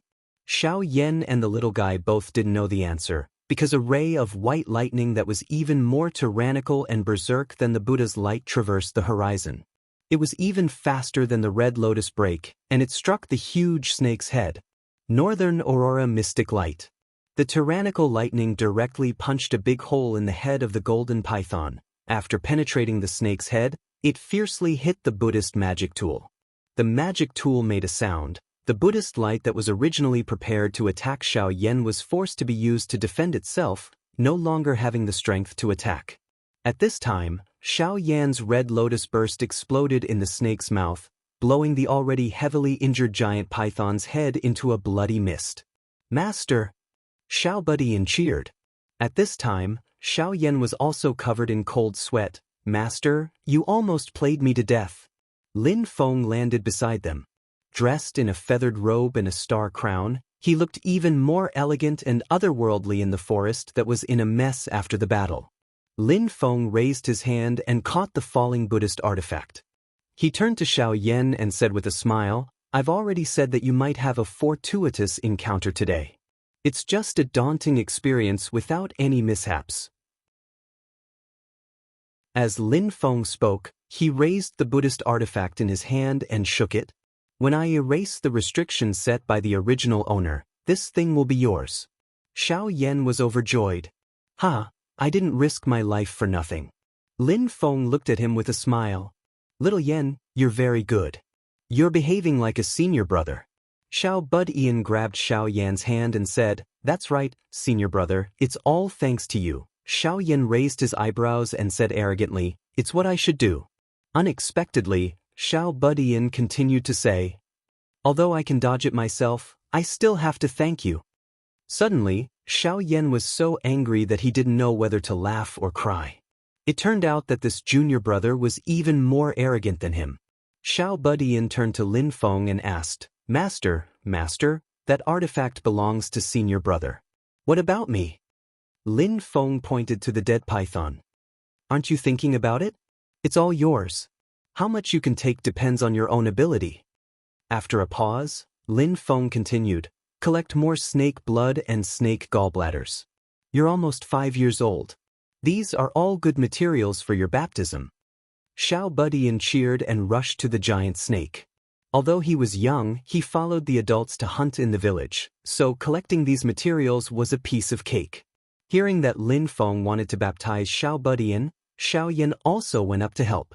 A child's baptism when they are 5 years old has a very important effect on the foundation of the fleshly body. Xiao Yan couldn't help but be fascinated. Junior brother's talent is already so strong right now. If you go through the baptism, how terrifying would it be? Just thinking about it makes me look forward to it. The two disciples were busily pulling out the tendons and skinning the giant snake. Lin Feng's attention had already returned to Hui Ku and the others. Not sure if it was because he sensed that the giant snake was killed and the artifact was taken, Hui Ku's state of mind fluctuated violently, almost unable to maintain that overbearing 24 heaven arhat formation. Old Vulture and the other two were already about to despair when facing a hopeless situation where there was no chance of survival, but they didn't expect that something would happen to Hui Ku himself. The three people in the formation immediately sensed the change and hope rose in their hearts again. The three all knew that it was a moment of life and death, so they all exploded out with their strongest methods. They didn't hope to defeat Hui Ku, but only hoped to kill their way out of the Buddha light formation. The three of them risked their lives together, and Hui Ku wasn't in his best condition. They actually really let them charge out of the formation. Hui Ku saw that he was about to lose everything and shouted loudly in anger, barely concentrating his mind. The power of the 24 heaven arhat formation was circulated to the extreme by him. The 24 arhat silhouettes gathered together, chanting the name of Buddha together. The Buddha light above their heads gathered together, transforming into 2 giant hands that covered the sky. The 2 giant Buddha palms descended from the sky, directly smashing the white-robed middle-aged man and the black-clothed swordsman onto the ground. Only Old Vulture was left out. How could the bald old man still care about his companions right now, spitting out a mouthful of essence blood onto the bone rod magic artifact? The bone rod that was as pure white as jade became more and more sparkling and translucent, even faintly flashing with red light. It directly became over 100 meters long, heavily smashing onto the Buddha light formation, directly piercing through the Buddha light and bringing Old Vulture out of the range of the formation. Hui Ku was furious. The giant palm formed from Buddha light smashing towards Old Vulture. Old Vulture raised the bone rod and barely managed to block it, but was beaten until he spat out a mouthful of blood, his mana pretty much all scattered. Taking this hit, Old Vulture was sent flying together with the bone rod, directly passing over a mountain and falling into the forest over 10 miles away. Old Vulture laid on the ground, spitting out another mouthful of blood. He felt all the bones in his body shatter into pieces, his organs all changing positions. This monk is so ruthless, actually refining the Saraira of his seniors into a magic artifact. This won't do, I have to go back and find even more experts to be able to subdue this fiend. Old Vulture struggled to crawl up from the ground. In his heart he was also somewhat glad that 3 people were trapped and only he managed to escape. However, thinking up to here, Old Vulture's scalp suddenly went numb, his hairs standing on end, as if some disaster was about to befall him. He had a bad premonition and was about to react, but it was still too late. Without a sound, Lin Feng appeared behind him. What he was holding in his hand was precisely Old Vulture's bone rod magic artifact. Right now it had already shrunk to its original length of 1 foot, being used by Lin Feng as a hammer, smashing onto the back of Old Vulture's head with a dong sound. Old Vulture let out a loud cry, dizziness in his eyes. Even though he was heavily injured, his mana still surged madly, resisting with all his might, not wanting to let himself faint, and even more wanting to turn around to see who it was. But, just as he turned around before he even saw the person, there was an expanse of snow white pressing down. A large white bone rod once again smashed down, smashing onto his head. Dong Old Vulture's eyes rolled back, being completely knocked down. The last thought in his mind was, why does this large white bone rod seem like my own white bone hammer? Lin Feng weighed the white bone hammer in his hand. This magic artifact's vitality was greatly damaged by the Buddhist light large hand manifested by Hui Ku. Being held in his hand to attack its owner, it didn't even resist. The mana fluctuations in the magic artifact are also very weak. Looks like it needs to recuperate for a very long time before it can recover to its original state. But using it as a hammer to hit people is rather convenient. The length, thickness, and weight are all just right. Just as he was thinking, Lin Feng suddenly discovered that the 2 disciples beside him were both looking at him with dumbfounded expressions, their gazes moving back and forth between Lin Feng's face and the white bone hammer in his hand. Lin Feng's expression was calm, coughing dryly. Did you all see it clearly? Using the Baihui point at the top of the head as a marker, 1 inch forward or backward, hitting these 2 places can make people quickly faint. Did you all learn it? Xiao Budian blankly nodded his head, while the corners of Xiao Yan's mouth twitched. Master, isn't this just a sneak attack? Wrong. Master is showing you guys the correct way to capture an enemy alive. Lin Feng said with a deadpan expression. If you didn't pay attention, Master will demonstrate it again. While speaking, Lin Feng sent out a strand of lightning mana, stimulating Old Vulture's acupuncture points and causing the fainted Old Vulture to wake up. The bald old man woke up and murmured, "What the hell is going on? It seems like someone is sneak attacking me." Before even understanding the surrounding environment, Old Vulture's hair suddenly stood on end. His scalp went numb, a familiar feeling came again. Boom! That he felt a piercing pain at the back of his head, everything in front of his eyes went black. It was the same feeling as last time, he was sneak attacked again. Again! Old Vulture forcefully endured the pain. While using all his strength to open his eyes to ensure that he didn't immediately faint, he also did his best to turn his head. This time he had to clearly see just who was sneak attacking him again and again. What entered his eyes was still a field of white. Old Vulture couldn't help but curse out. It really is this old man's white bone hammer. But before he could see even more clearly, a hammer came down, once again hitting his head.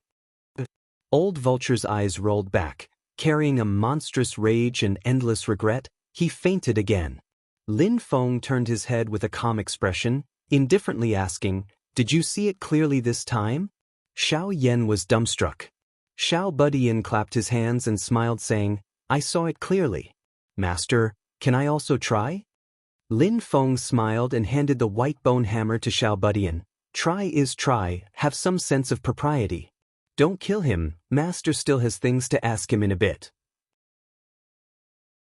Xiao Yan watched as Xiao Budian excitedly walked towards the continuously knocked, unconscious Old Vulture, and couldn't help but shake his head, turning his head to the side. What was going to happen next was simply impossible to look straight at.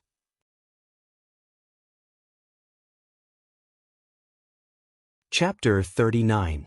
After capturing Elder Vulture, Lin Feng relaxed. As for the black-clothed swordsman and white-robed middle-aged man, he could only say that he was unable to help. Right now his mind is all on this Buddhist magic item that seems like a pestle yet not a pestle, seems like an all yet not an all. After searching the exchange system for a bit, Lin Feng confirmed that this magic item is one of the legendary 10 great Buddhist guardian Buddhist weapons, the Thundershock Staff.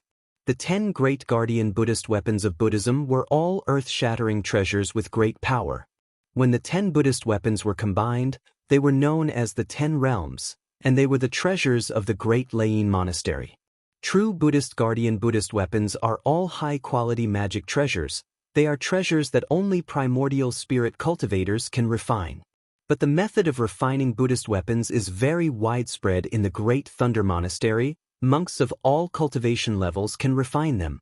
It's just that the Buddhist weapons refined by cultivators below primordial spirit are all magic items and can only be considered replicas.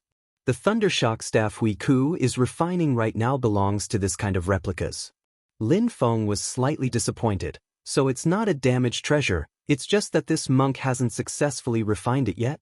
Even though it hasn't been successfully refined, the power of this magic item is enough to move people.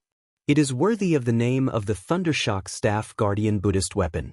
According to the Buddhist scriptures, there was an ancient monarch who was muddle-headed and tyrannical. His people were all addicted to wine, women, wealth, and temper, their crooked tendencies soaring to the heavens, incurring the wrath of the heavens. The land suffered from a terrible drought, sandstorms buried the entire kingdom underground, torrential rains caused floods and plagues to spread, causing disaster for thousands of miles. All humans and animals died. It was like purgatory. The Buddha descended to preach. He couldn't bear to see the people in misery and was willing to sacrifice himself to take the calamity on behalf of all living beings. There was a thunder god in the sky who was naturally violent. He actually shot down a magic-casting divine weapon and pierced through the top of the Buddha's head. But the spiritual divine weapon was transformed by the Buddha's benevolence and turned into a Buddhist weapon with unparalleled power, splitting the earth into a ditch and directing the flood into the sea, dispelling the calamity. And this magic item is the Thundershock Staff. Lin Feng doesn't believe in this kind of Buddhist legend that clearly puts gold on his face. But this doesn't stop him from realizing from this legend that the greatest function of the Thundershock Staff isn't actually to initiate an attack, but to dissolve other people's attacks. Astonishing defensive power is this magic item's true advantage. Lin Feng carefully observed for a bit. The Thundershock Staff is a foundation establishment stage magic item. It still hasn't been completely refined yet. It forcefully withstood the full power attack of the Northern Aurora Sword, which is also a foundation establishment stage magic item. Even though its vitality was injured, it actually wasn't directly destroyed. Its defensive power is indeed worthy of praise. As Lin Feng was thinking, the Thundershock Staff in his hand suddenly started to tremble, as if there was some kind of force pulling it out of Lin Feng's control. It's Hui Ku. That monk is free. Lin Feng's heart moved. He raised his hand and drew a few lines in the air, casting the Heaven Cage sigil and sealing the Thundershock Staff. Hui Ku is a foundation establishment stage cultivator, and the Thundershock Staff is a foundation establishment stage magic item. Even if Lin Feng, who is at Chi Disciple level 10, lays down the Heaven Cage sigil, he wouldn't be able to seal the Thundershock Staff. But after all, the Thundershock Staff still hasn't been successfully refined, and before it even ate one of Lin Feng's Northern Aurora Mystic Light. So even though it struggles, it can't break the Heaven Cage sigil. Once the Heaven Cage sigil came out, it immediately cut off the connection between Hui Ku and the Thundershock Staff, making him unable to communicate with the Thundershock Staff anymore and unable to sense the specific location of Lin Feng and the magic item. No matter how furious the monk is, Lin Feng brought his 2 disciples and Mr. Vulture, who was beaten half to death by Xiao Budian, and went around this valley, continuing to chase after the Society of the Strong Gale and Zhu Yi from another direction. Lin Feng continuously studied the structure of the Thundershock Staff along the way and discovered that this magic item was refined using a kind of Buddhist magical power. Within the magic item, the traces left behind by Hui Ku's refinement are completely preserved. Then it's easy. Lin Feng smiled. Other people are unable to comprehend magical powers and spells from these kinds of remnant traces. Even fellow Buddhist cultivators are unable to do it. But for Lin Feng it couldn't be any easier. Opening the magical power analyzer in the system tools, Lin Feng only has to wait patiently. Analysis complete. A moment later, the sound of the system notification rang beside Lin Feng's ears, and the magical power analyzer also listed out the detailed information. Magical power name, little reincarnation technique type, spell effect, discern right from wrong, understand cause and effect, guide the attacks of others to deviate from the original path, thus achieving the goal of defense. Through the magical power analyzer, Lin Feng very quickly understood all of the principles and essence of this spell and then grasped the spell. Lin Feng took out the snake blood that Xiao Budian and Xiao Yan gathered. After being nourished by the Thundershock staff for a long period of time, this giant python's blood was actually a light gold color. The blood was extremely viscous, but it didn't solidify and instead rippled with a faint radiance. After separating a portion of the snake blood, Lin Feng threw the Thundershock staff into the snake blood and then started to use his own mana to circulate the Buddhist magical power little reincarnation technique, continuing Hui Ku's unfinished business and refining this protective Buddhist weapon. The surface of the Thundershock staff continuously flickered with golden light, as if it was a living being, breathing in and out. Between breaths, it continuously absorbed the spirit energy contained within the snake blood. Hui Ku's refinement of this magic item was already at the final stage. In a few more days he would be able to complete it. But in the end, because he was greedy and hunted down Xiao Yan, in the end Lin Feng took advantage of it. Right now Lin Feng didn't care about the cost and put in a lot of effort to refine it. In less than 2 days he successfully refined it. The completely refined Thundershock staff was completely golden and flowed with a dazzling golden radiance. Bursts of sandalwood fragrance assailed the nostrils, and there was even the incessant sound of Buddhist chanting. Placed there, the entire magic item was wrapped in Buddhist light, and within the Buddhist light there were even countless images flashing. Buddhas, arhats, samanis, flying apsaras, heavenly dragons, giant elephants, treasured trees.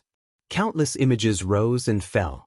Even more because Hui Ku had already completed 99%, so even though the final step was kicked open by Lin Feng, this Qi disciple stage cultivator, this Thundershock staff is still a foundation establishment stage magic item. This is what Lin Feng is most satisfied with. Lin Feng finished refining the Thundershock staff and threw it to Xiao Yan. This is what he promised. This kind of magic item can effectively raise his disciple's strength. Xiao Budian looked on impatiently and came up to shake Lin Feng's hand. Master, I also want a foundation establishment stage magic item. Lin Feng smiled and said, Don't you like that hammer? Xiao Budian grabbed the white bone hammer, scratching his head and smiling, saying, I do like it a lot, too bad it's broken. Master, help me fix it. Lin Feng nodded his head, I'll be free in a bit, right now Master has some proper business to do. Saying this he picked up the unconscious Mr. Vulture on the ground. The poor bald old man's head was already full of bumps from being beaten up by Xiao Budian. After being awakened by Lin Feng's lightning stimulation, his first reaction was already not to open his eyes but to want to hug his head with his hands out of conditioned reflex. Unfortunately Xiao Budian was already prepared. The beast tendon rope tied him up like a rice dumpling. After struggling for a long time he still didn't receive the already customary hammer. Mr. Vulture stared blankly, almost being moved to tears. Every time the poor old man was woken up he was knocked unconscious again in less than a second. The amount of time he was awake after waking up this time was actually even more than before added together. Lin Feng looked at this scene in amusement. Clearing his throat he asked, How many people did the house of the Marquis of Xuanji send into the mountains to hunt down the Society of the Strong Gale?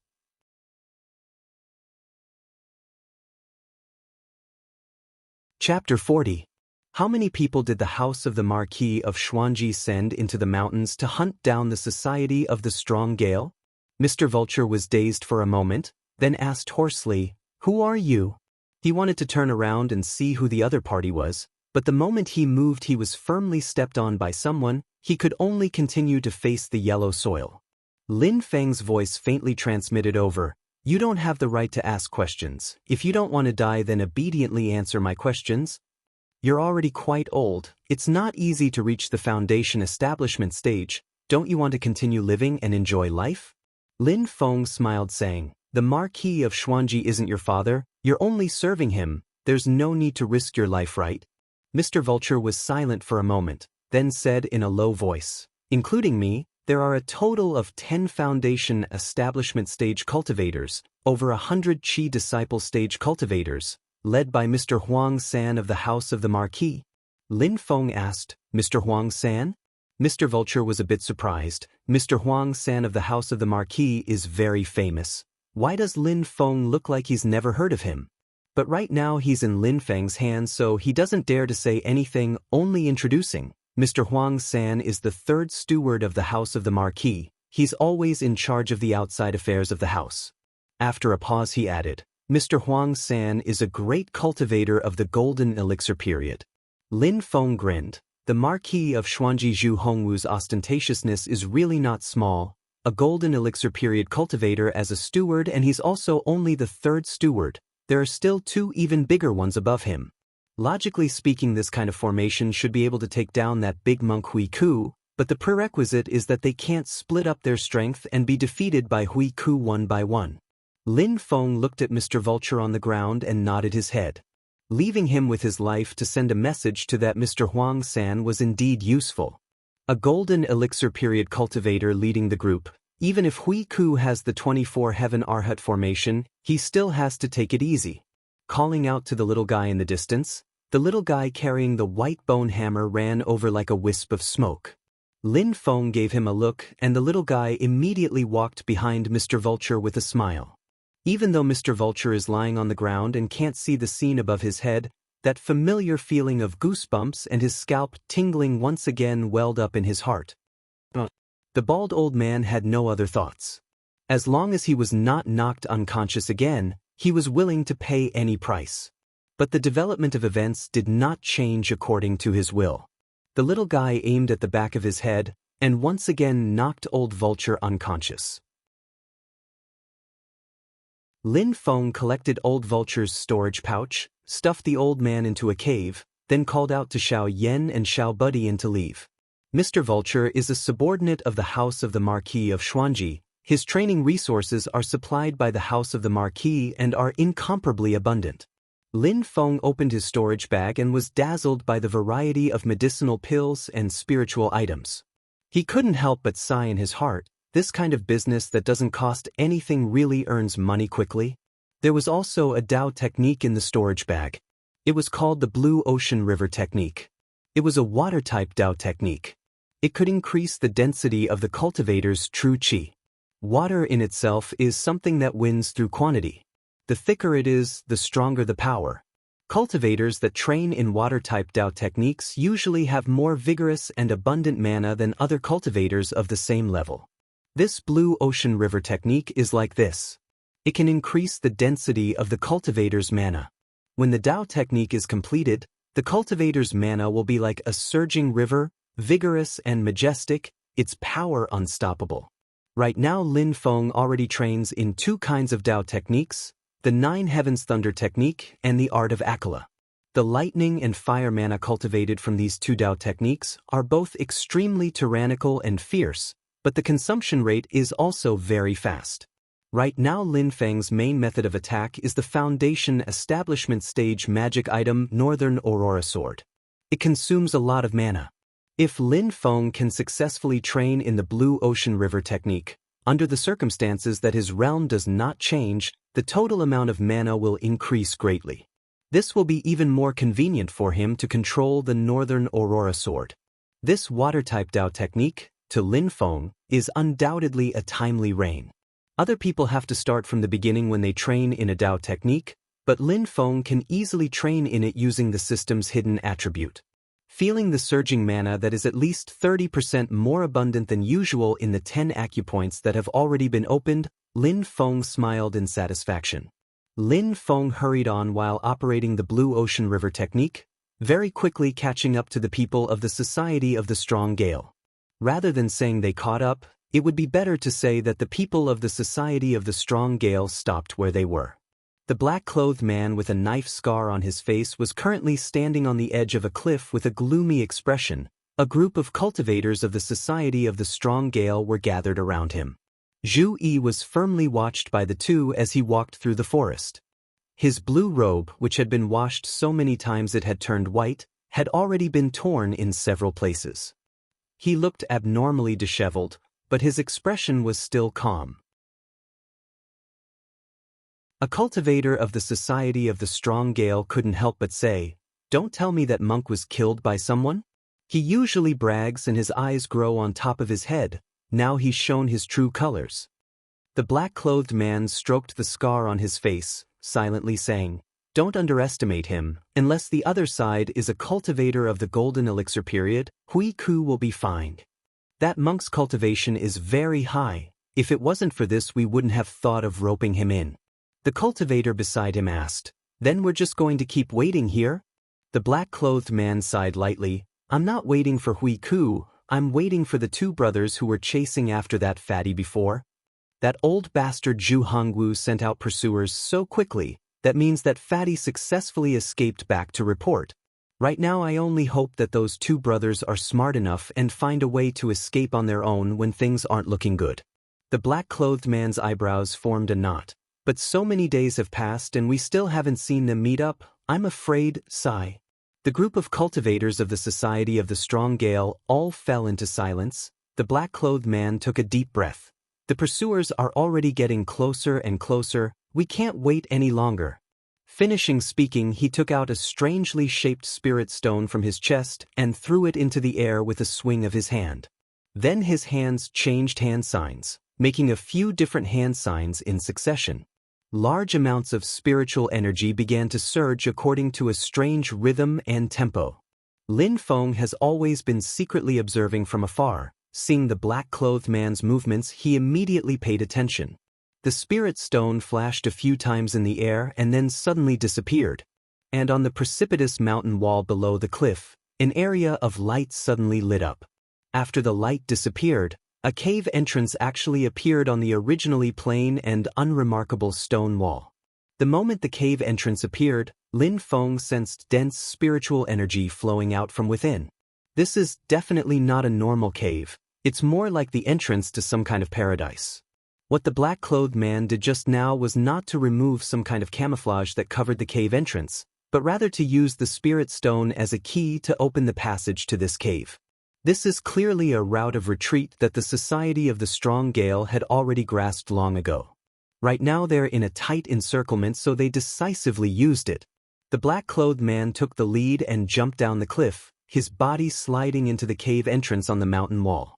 The group of cultivators of the Society of the Strong Gale immediately brought along Zhu Yi and followed closely behind him in an orderly manner, entering the cave together. Lin Feng didn't dare to tarry. Bringing along his two disciples, he quickly rushed to the bottom of the cliff. Luckily, the cave entrance was still open and didn't close again after the group of people of the Society of the Strong Gale entered. The master and disciples entered the cave. Looking inside the cave, they could faintly make out that it was a tunnel. The tunnel went all the way down. Lin Feng calculated the distance. The tunnel actually went deep underground. Along the way there appeared many forks in the road, many tunnels leading in all directions. This cave is actually an underground palace with a complicated structure. Right now Lin Feng frowned, because he suddenly discovered that he actually couldn't sense Zhu Yi's location anymore. In the underground palace there is abundant spiritual energy, but there is also the existence of large amounts of foul energy, and it even blends together with the spiritual energy, appearing especially messy. In this kind of chaotic environment, Lin Feng is unable to sense the crystal he left on Zhu. At the same time, the sound of the system notification suddenly rang out next to Lin Feng's ears.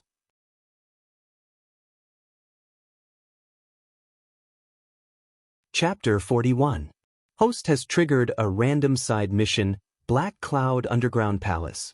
Lin Feng blanked out for a moment before reacting. He still hasn't completely completed the mission on hand, and this unlucky system actually issued a new mission. It can't be that it's another time limit, otherwise it'll be erased, right? Lin Feng fearfully opened the mission description. Random side mission, Black Cloud Underground Palace. Mission background. The Underground Palace was originally the cave of loose cultivator Taoist Master He Yun 100 years ago.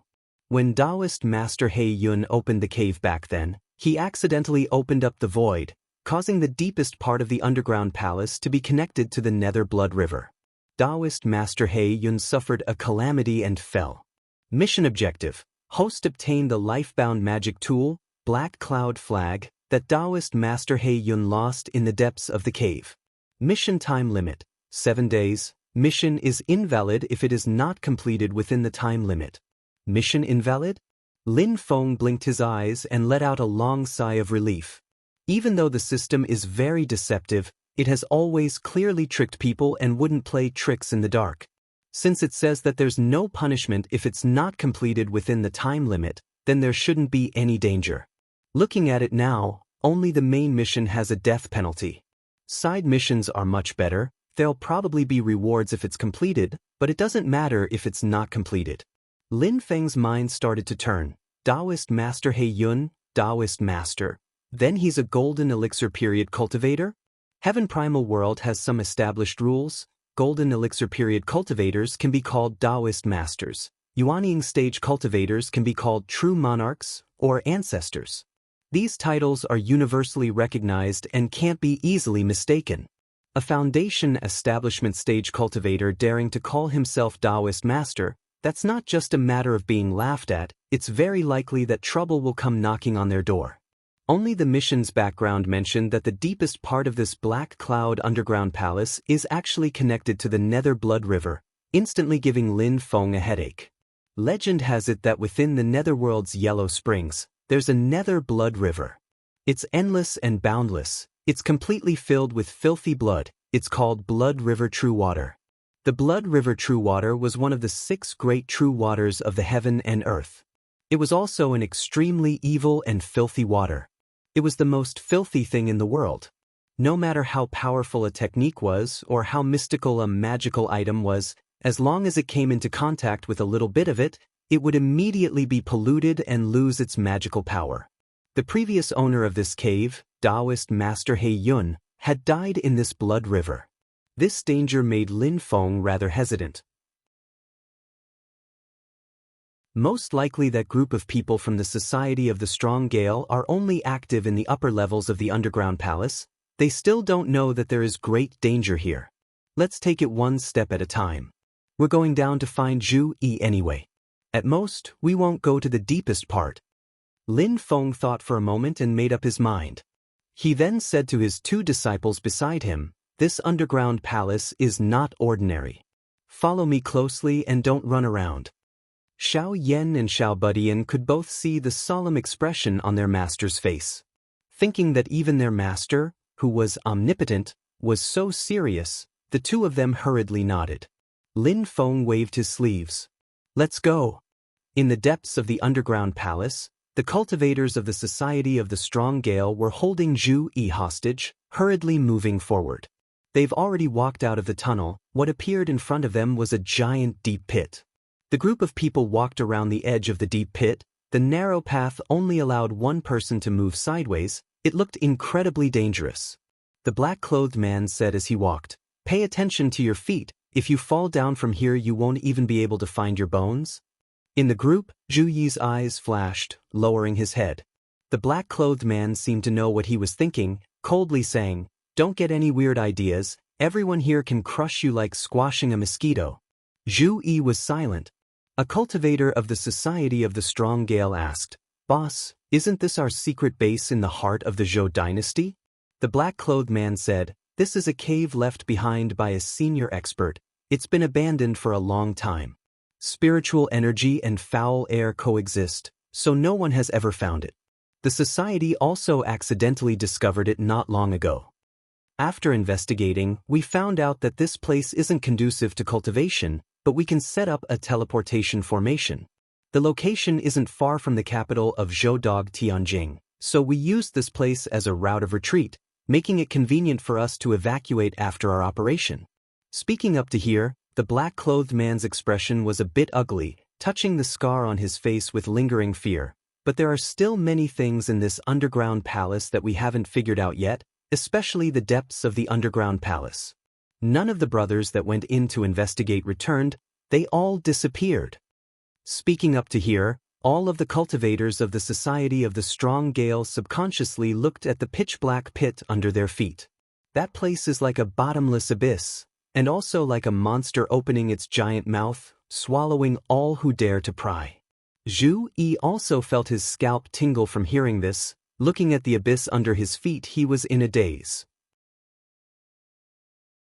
Everyone was no longer in the mood to talk. In the darkness, only the fluorite in everyone's hands emitted a faint light, continuously swaying.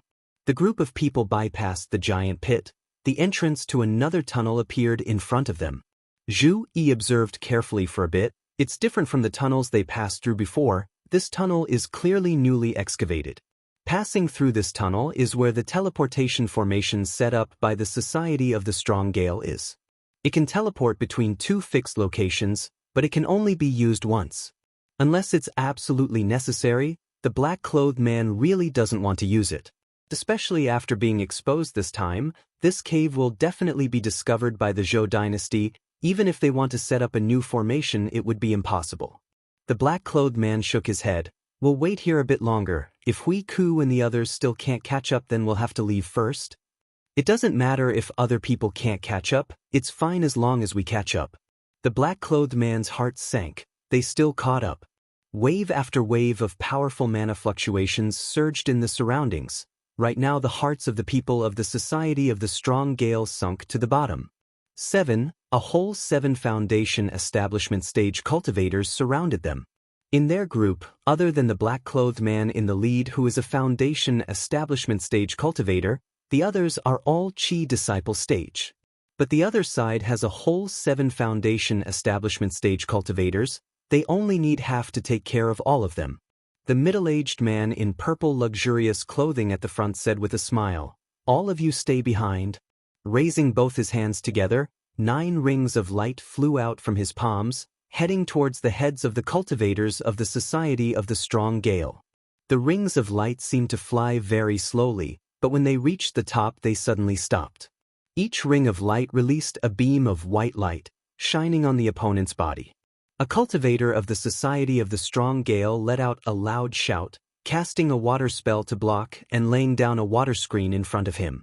But it didn't have the slightest effect. The beam of light shone on his body unimpeded. When the beam of white light shone on his body, there was no change at all.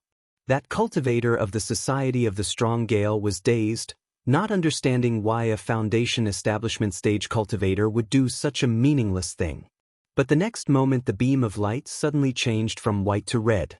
Being shown by the red beam of light like this, the eyes of the cultivator of the Society of the Strong Gale instantly went blank. His entire body completely froze, as if he was hit by a paralysis spell. He couldn't even move a finger.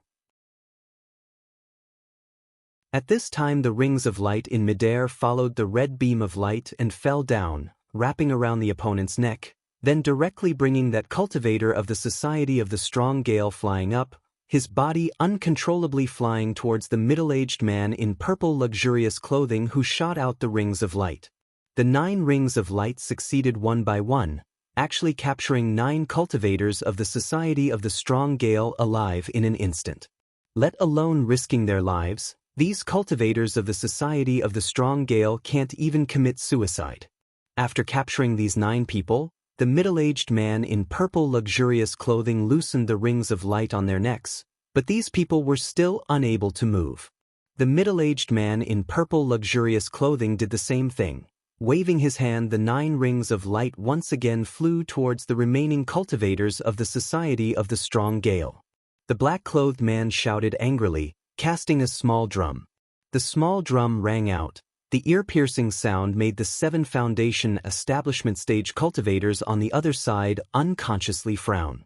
The sound of the drum brought up streams of invisible ripples, blocking the 9 rings of light in midair and making them unable to fly over. The brows of the middle-aged man in purple luxurious clothing furrowed slightly, saying to the others, "Friends of the 5 Elements sect, please help out." Of the remaining 6 people, 5 of them are wearing clothing of the same style. It's just that the colors are all different. They are respectively white, azure, black, red, and yellow, symbolizing the 5 elements of metal, wood, water, fire, and earth. The yellow-clothed old man in the lead coughed dryly. "No need to be polite, fellow cultivator, it's within our duties." In an instant, strong mana fluctuations surged from the bodies of the 5 people, filling the entire space. The black-clothed man's expression changed slightly, shouting, "Our Society of the Strong Gale has operated here for many years. How can we allow you to be presumptuous?"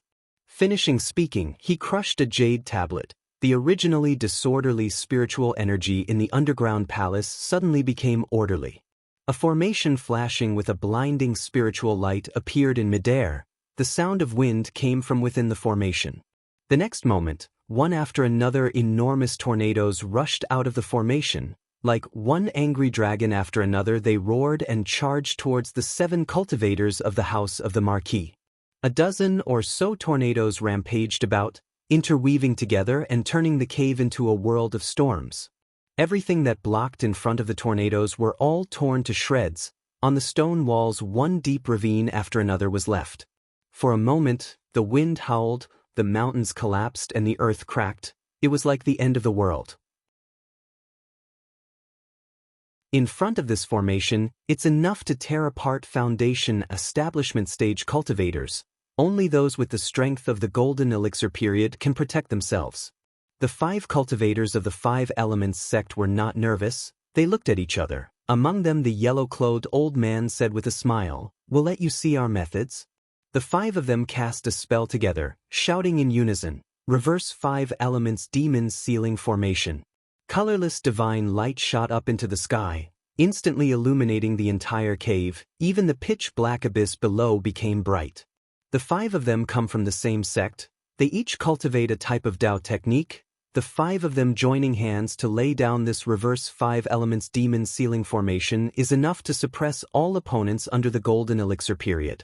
The violent wind was enveloped by the 5-colored divine light. It was instantly frozen in midair, unable to continue wreaking havoc. Right now the black-clothed man's back was drenched in sweat. On one hand he had to control the magic tool drum to face the purple-clothed middle-aged man's circle of light.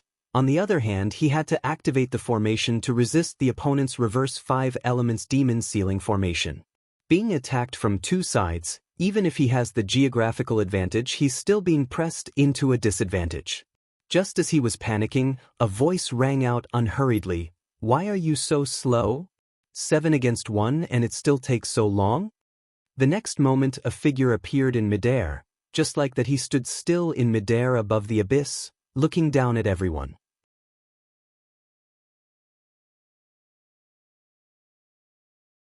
Chapter 42. Even though he is currently in a life and death battle with the opponent, right now the black-clothed man's attention is no longer on the 7 foundation establishment stage cultivators. It's not that he doesn't care, but right now all of his attention is placed on the person in midair. The black-clothed man completely ignored the 7 foundation establishment stage cultivators. It's not that he doesn't care, but right now all of his attention is placed on the person in midair.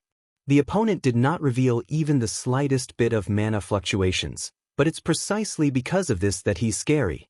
One has to know that he's completely relying on his own mana to float in midair. Below his feet is a bottomless abyss. That's a middle-aged man, fair and fat. He has a friendly smile, even fatter than Fatty Zhu, who came looking for trouble with Zhu Yi before. After this person appeared the 7 foundation establishment stage cultivators of the House of the Marquis, no longer attacked. The black-clothed man is still in a state of shock. He also doesn't dare to act rashly. The fair and fat middle-aged man smiled as he looked at Zhu Yi in the crowd, saying warmly, "Young Master Yi, I've come to take you home." Facing this middle-aged man who came to save him, Zhu Yi's expression was even uglier than the black-clothed man and the others. Clenching his fists, he didn't say a word. The black-clothed man took a deep breath. "May I ask your name?" The middle-aged man faintly smiled. "You might have heard of my name before. My surname is Huang. Many people are used to calling me Huang San." Fatty Huang San still had a friendly smile, but the faces of the cultivators of the Society of the Strong Gale were like dead ashes. Huang San, the 3rd steward under the Marquis of Xuanji Zhu Hanguo, a close confidant who specializes in dealing with some private matters for the Marquis of Xuanji. He's vicious and merciless. His reputation is outstanding. But he keeps a low profile, very few people have seen his true face, they didn't expect him to be a fair and fat middle-aged man.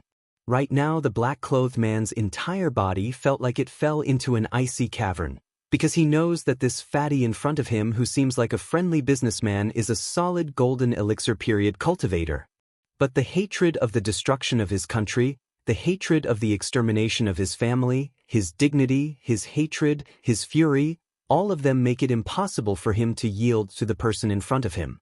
The faces of all the cultivators of the Society of the Strong Gale revealed a determined expression. Even if their bodies were slightly trembling out of instinctive fear, they still stood shoulder to shoulder, facing the powerful enemy in front of them who can destroy them with just one finger. Huang San leisurely sighed. Snowgale country? No, it is now my Great Zhou's Snowgale County. If it were up to me, we should kill off all the natives and then immigrate from within the Great Zhou. That way, there won't be any trouble. The black-clothed man flew into a rage, manipulating the hurricane formation. Immediately dozens of tornadoes whistled out, attacking Huang San from different angles and directions. Huang San laughed, his eyes narrowing so much that they almost couldn't be seen. You guys still don't understand the situation. Before he finished speaking, Huang San raised his hand slightly, and a gust of cold wind that seemed to come from the depths of hell instantly swept through the entire underground palace. Almost in an instant, the underground palace turned into a world of ice and snow. The stone walls were covered with a layer of crystal-clear ice. When the fluorite shone on it, it actually flickered with a dazzling radiance. The entire space became bright. In the blink of an eye, the underground palace had completely turned into an ice cave. The raging tornadoes were forcibly frozen in the pillars of ice, still maintaining their previous shape. But looking at it now, they looked incredibly laughable. This was only the beginning. What was frozen by the ice was far from just the tornadoes. Starting from the black-clothed man, a layer of snow-white frost formed out of thin air on the surface of the bodies of all the cultivators of the Society of the Strong Gale. The frost became thicker and thicker. In the end, it looked like they were going to be frozen into ice sculptures. And Zhu Yi, who was standing in the middle of them, was safe and sound. Not only was there no invasion of ice and snow, Zhu Yi didn't even feel any change in the surrounding temperature. The black-clothed man's expression changed drastically. Clenching his teeth, he raised his hand and threw out a talisman. In midair, Huang San's gaze flashed. Golden elixir talisman? The talisman that the black-clothed man threw out was impressively a golden elixir talisman, made by a golden elixir period cultivator. Its power was equivalent to a full-powered attack of a golden elixir period cultivator. The talisman exploded in midair, transforming into rolling lightning. Countless snakes of lightning shot out in all directions, instantly tearing apart Huang San's mana blockade. Countless cracks appeared on the surface of the ice, densely packed like a spider web. The blinding lightning reflected on the ice surface, illuminating the underground palace as if it was daytime. Countless pieces of ice shattered, falling down into the abyss below like rain. In the midst of the earth quaking and the mountains shaking, the entire underground palace was like the end of the world had arrived. Even the expressions of the 6 Foundation establishment stage cultivators who came with Huang San changed, doing their best to stabilize their bodies. But they could still be considered calm. Their gazes all turned towards the sky, the most direct target of the lightning's attack, Huang San. Huang San's expression was as usual. He even had the leisure to smile. A final struggle before death. Raising his 2 palms, at this moment a vigorous mana was revealed for the first time. The vast space seemed to have solidified. At this moment the raging cold air actually froze the raging lightning. Within the snow-white cold air, the wildly dancing lightning was like a bound flying dragon, but under the confinement of the cold air, its movements became more and more rigid. The previously earthquake-like cavern also stabilized at this moment. The tragic sight of the world collapsing was calmed down by Huang San's laughter. Huang San smiled. Both in the golden elixir period, there are still differences in cultivation level. The hearts of the cultivators of the Society of the Strong Gale were even colder. A talisman that possesses the power of a golden elixir period cultivator's attack. Huang San doesn't take it seriously at all. The black-clothed man glanced at Zhu Yi, not daring to have the slightest hesitation, grabbing him and directly throwing him into the abyss below his feet, then charging towards the teleportation formation in the depths of the tunnel without even turning his head back. Huang San smiled, splitting out a strand of mana to catch the falling Zhu Yi, but a thick foul air suddenly surged up from the bottom of the abyss. This foul air is like a slumbering monster, suddenly awakened by the changes from before. When Huang San's mana came into contact with this foul air, he actually instantly lost control and was directly swallowed up by the foul air. Huang San's eyes that had already narrowed into a slit suddenly widened, his fat body disappeared from where he stood, and in the next moment he was already in front of Zhu Yi, personally catching Zhu Yi and at the same time also coming into contact with that foul air. Cold air curled around Huang San's body, a lot of it was corroded by the foul air, but he still used his powerful mana to suppress the foul air. But in this moment of distraction, the black-clothed man and the cultivators of the Society of the Strong Gale already took the opportunity to escape into the tunnel and open the teleportation formation. The smile on Huang San's face disappeared. He raised his hand and formed a spell sign.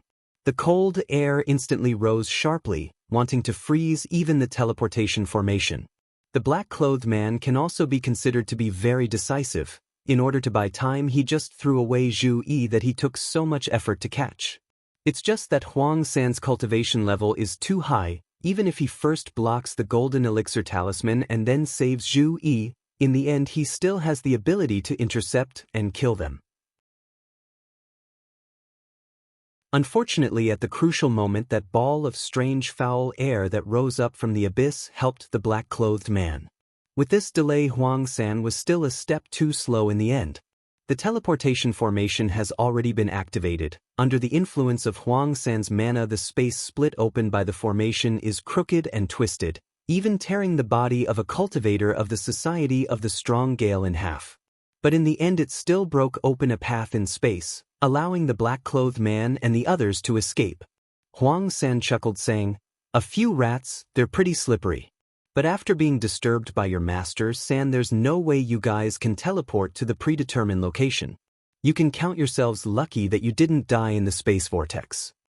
Zhu Yi, who was caught in his hand, didn't say a word. Huang San looked at Zhu Yi, smiling so much that his eyes couldn't be seen. These thieves are pretty smart, finding such a place with mixed spiritual energy. Normal people wouldn't be able to search at all if they came in. But people who come from small places are really ignorant. They didn't know that cultivators of the golden elixir period can still locate their targets in this kind of environment. The heavens have mercy and didn't let young Master Yi fall into the hands of those thieves, otherwise the Marquis's face would have been completely thrown away by you. The other 7 Foundation establishment stage cultivators all looked at Zhu Yi with a playful smile on their faces, like a cat playing with a mouse. Zhu Yi felt bitter in his heart. With just a glance he recognized these cultivators. They're all cultivators who rely on the Marquis of Xuanji's main wife, Madame Xiao. Even Huang San in front of him, even though he's the Marquis of Xuanji's trusted aide, he's also Madame Xiao's trusted aide. He often comes out to help Madame Xiao deal with some shady matters. For example, right now Zhu Yi believes that he doesn't mind getting rid of him along the way and then pushing the blame onto that group of people from the Society of the Strong Gale. This is truly leaving the tiger's den and then entering the wolf's den. Sure enough, Huang San said with a smile, no matter what, the living young Master Yi can't fall into the hands of thieves and then be used by them to threaten the Marquis. Of course it's impossible for the Marquis to compromise with a group of thieves, but if this matter gets out, then the Marquis's face will be completely thrown away. However, if young Master Yi doesn't want to make things difficult for his father the Marquis for the sake of filial piety and thus commits suicide and vows to die unyieldingly, if this matter gets out it would instead be a beautiful story, right? While speaking, Huang San's pair of small eyes stared closely at Zhu Yi, his entire body emitting a dangerous aura. Zhu Yi instantly felt his heart being gripped tightly by an invisible large hand, rubbing non-stop. All the blood in his body gathered in his heart, wanting to explode his heart. Zhu Yi's pupils gradually dilated, his eyes starting to lose their light. Am I going to die here?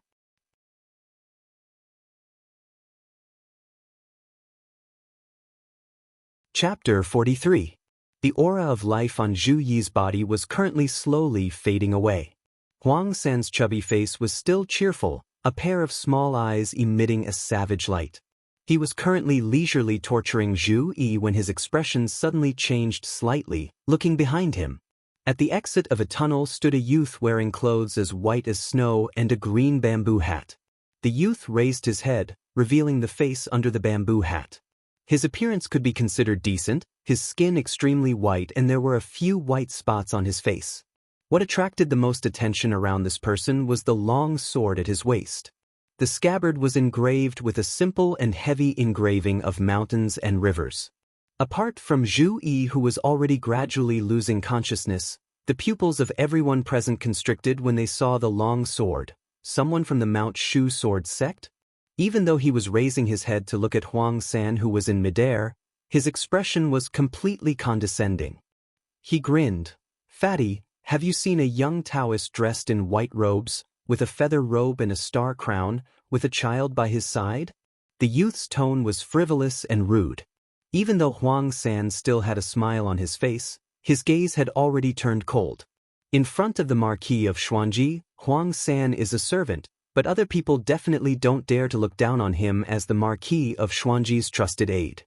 Not to mention the house of the Marquis of Xuanji, even within the borders of the Great Zhou, the vast majority of people have to respectfully call him Mr. Huang San when facing him. A few foundation establishment stage cultivators revealed even more dissatisfaction. A foundation establishment stage cultivator who didn't make a move before thought that it would be unjustifiable if he didn't perform well, so he wanted to curry favor with Huang San. So he reprimanded, "This is Mr. Huang San of the House of the Marquis of Xuanji. Behave yourself or else even the Mount Shu sword sect won't be able to protect you." Hearing this, the bamboo hat youth only silently laughed, not even turning his gaze over. But the long sword at his waist suddenly unsheathed, turning into a flash of cold light shooting towards that foundation establishment stage cultivator. Huang San's expression darkened. Impudent. Cold air that filled the air condensed, wanting to freeze the bamboo hat youth's sword. But when the bamboo hat youth's sword light was about to come into contact with Huang San's cold air, it suddenly disappeared. Huang San was slightly stunned. The next moment his expression changed abruptly, shouting, "Careful!" Before the foundation establishment cultivator could react, the sword light that had disappeared suddenly reappeared in front of him out of thin air. Right in front of him. The sword light pierced through his head and flew back into the bamboo-hatted young man's scabbard. At this moment, the foundational cultivator finally reacted. He opened his mouth to speak, but no sound came out. A line of blood slowly appeared between his eyebrows. In the next moment, it exploded and blood splattered in the air. "How dare you!" Huang San's face was ashen as he flung his arm and threw Zhu Yi to one of his subordinates. Without the suppression of his magic power, Zhu Yi finally regained his senses and spat out a mouthful of blood. His face was deathly pale as if he had been seriously ill. But right now Huang San already couldn't care about him. His fat face was full of frost. Cutting through space, Shushan's Shaozi sword indeed lives up to its name. But you're showing off in the wrong place.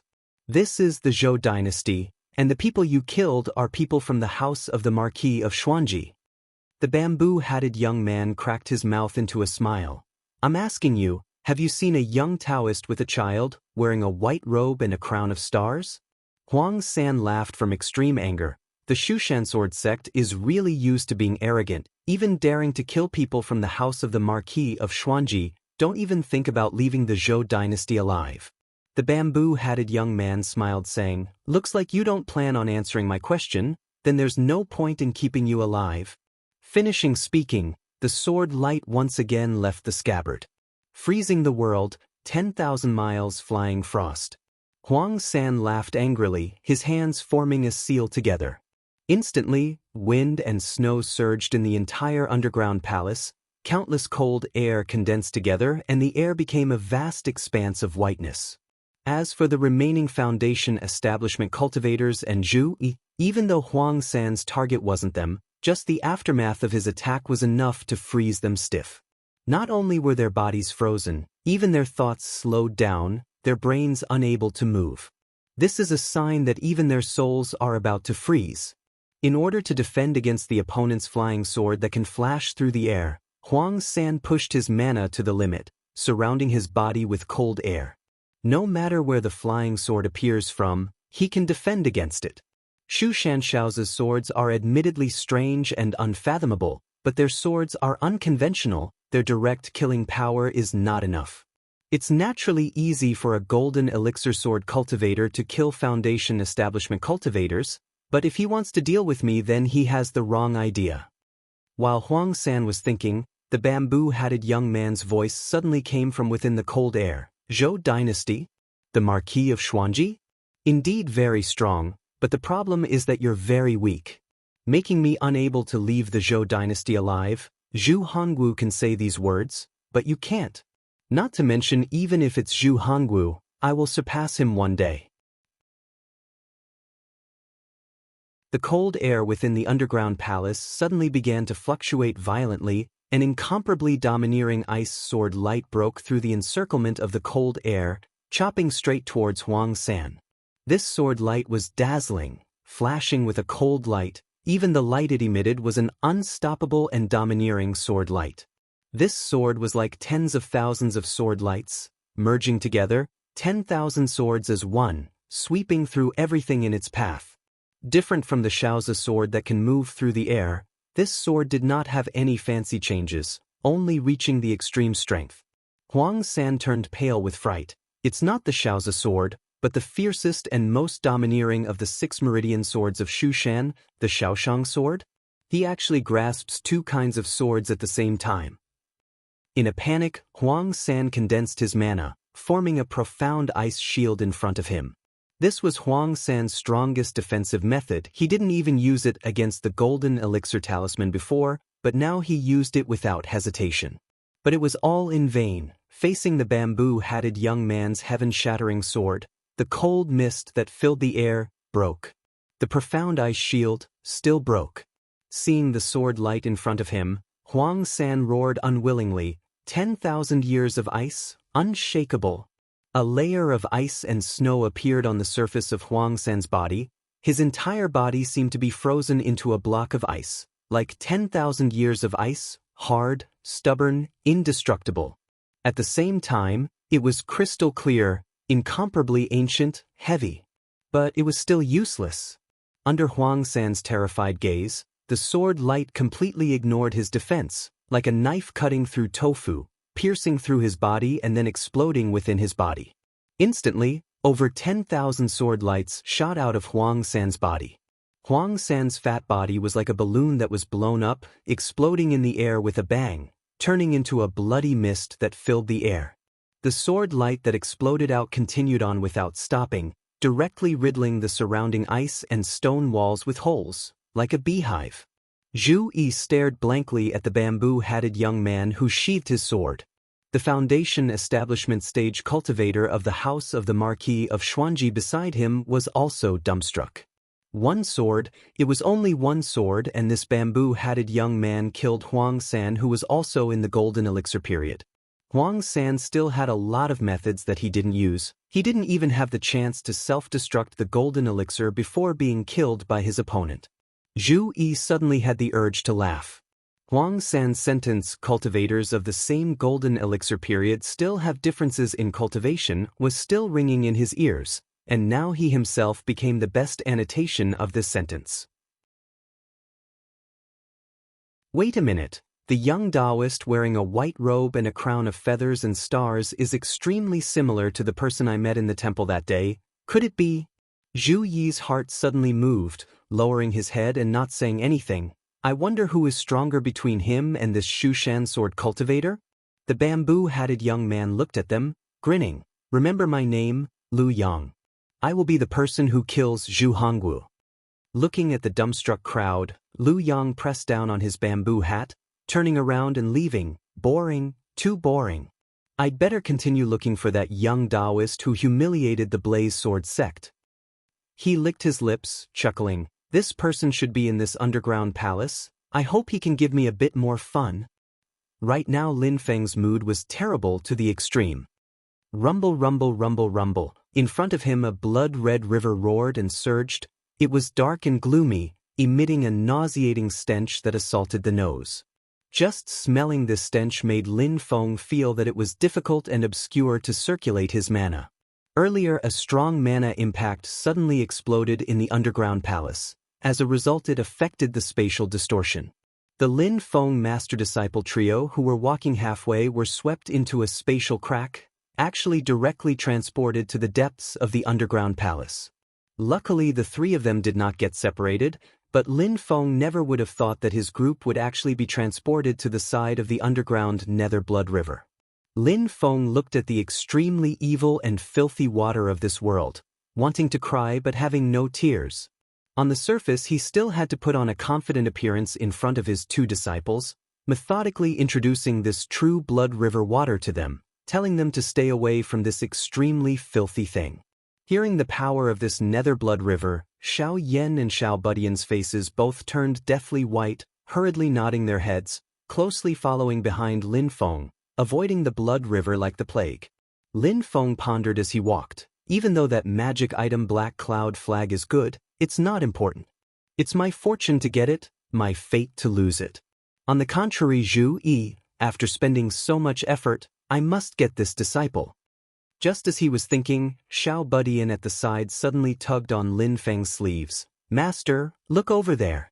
Lin Feng woke up and looked in the direction of Xiao Budian's finger, only to see a gray-clothed, short-haired burly man covered in blood, sitting on the side of the Nether Blood River in a sorry state meditating. It was monk Hui Ku from before. Hui Ku had a pained and depressed expression. A faint golden Buddhist light flickered around his body. On the surface of the Buddhist light, cyan flames and red blood stains were currently entangled together. Lin Feng understood in his heart, this monk somehow came into contact with the true blood river water. Right now he's using Buddhist light to protect his body, then using cyan flames to expel the tainted blood. Looking at this scene, a warm and genial smile like the spring sun appeared on Lin Feng's face out of habit.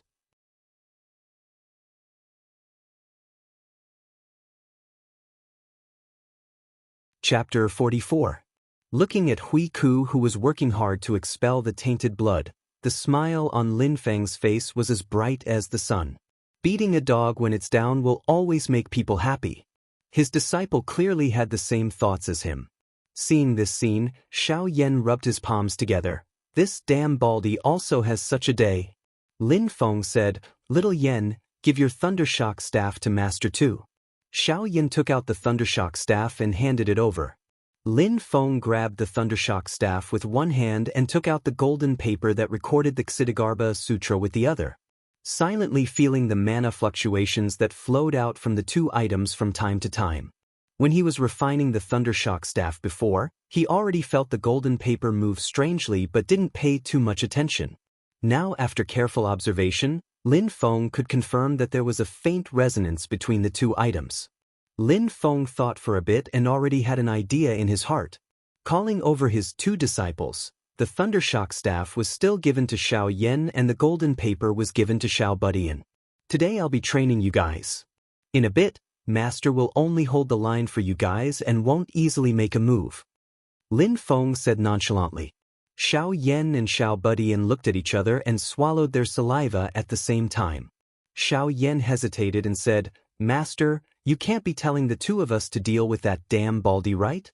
Even though he's a drowning dog right now, he's still a foundation establishment stage cultivator.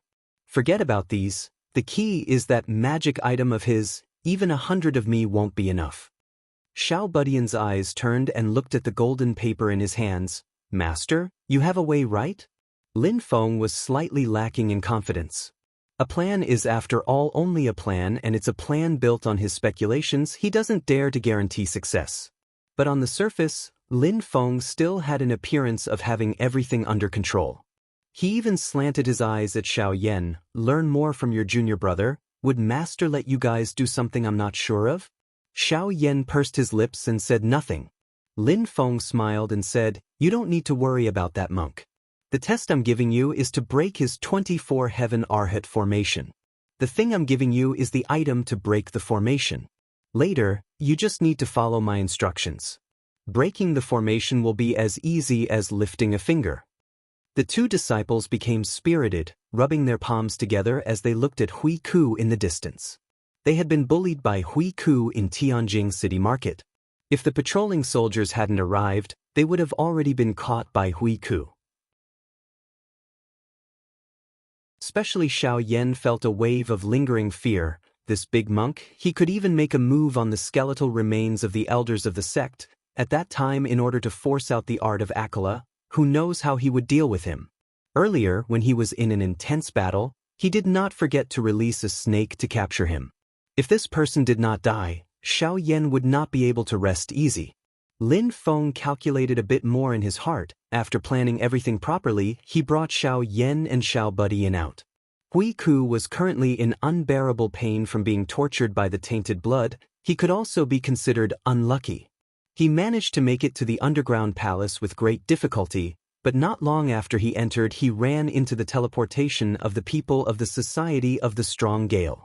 Huang San intervened and in the end messed up the space, causing the space within the entire underground palace to become chaotic. Hui Ku was directly sent above the Nether Blood River by the teleportation space, falling straight towards the surging tainted blood water. The Great Thunder Monastery was one of the 3 great sacred lands of Tianyuan in the past. Even though it has been destroyed now, the disciples that came from within are all knowledgeable. Hui Ku recognized the Nether Blood River at the first moment and complained endlessly in his heart, not daring to release the Saraira. Don't look at how these Saraira were all refined from the skeletal remains of the great Buddhist powers of the past. Once they come into contact with tainted blood, they will immediately lose all of their spiritual energy and become useless. Only after spending a tremendous amount of effort did Hui Ku not directly fall into the blood river, but his body was also stained with quite a bit of blood water. A large half of his Buddhist mana was instantly tainted. He could only bitterly hold on. While using Buddhist light to protect his body to prevent the tainted blood from continuing to stain his body, he also hurriedly used the Buddhist fire cultivated from the art of Akela to burn and clean up the tainted blood, but the progress was extremely slow.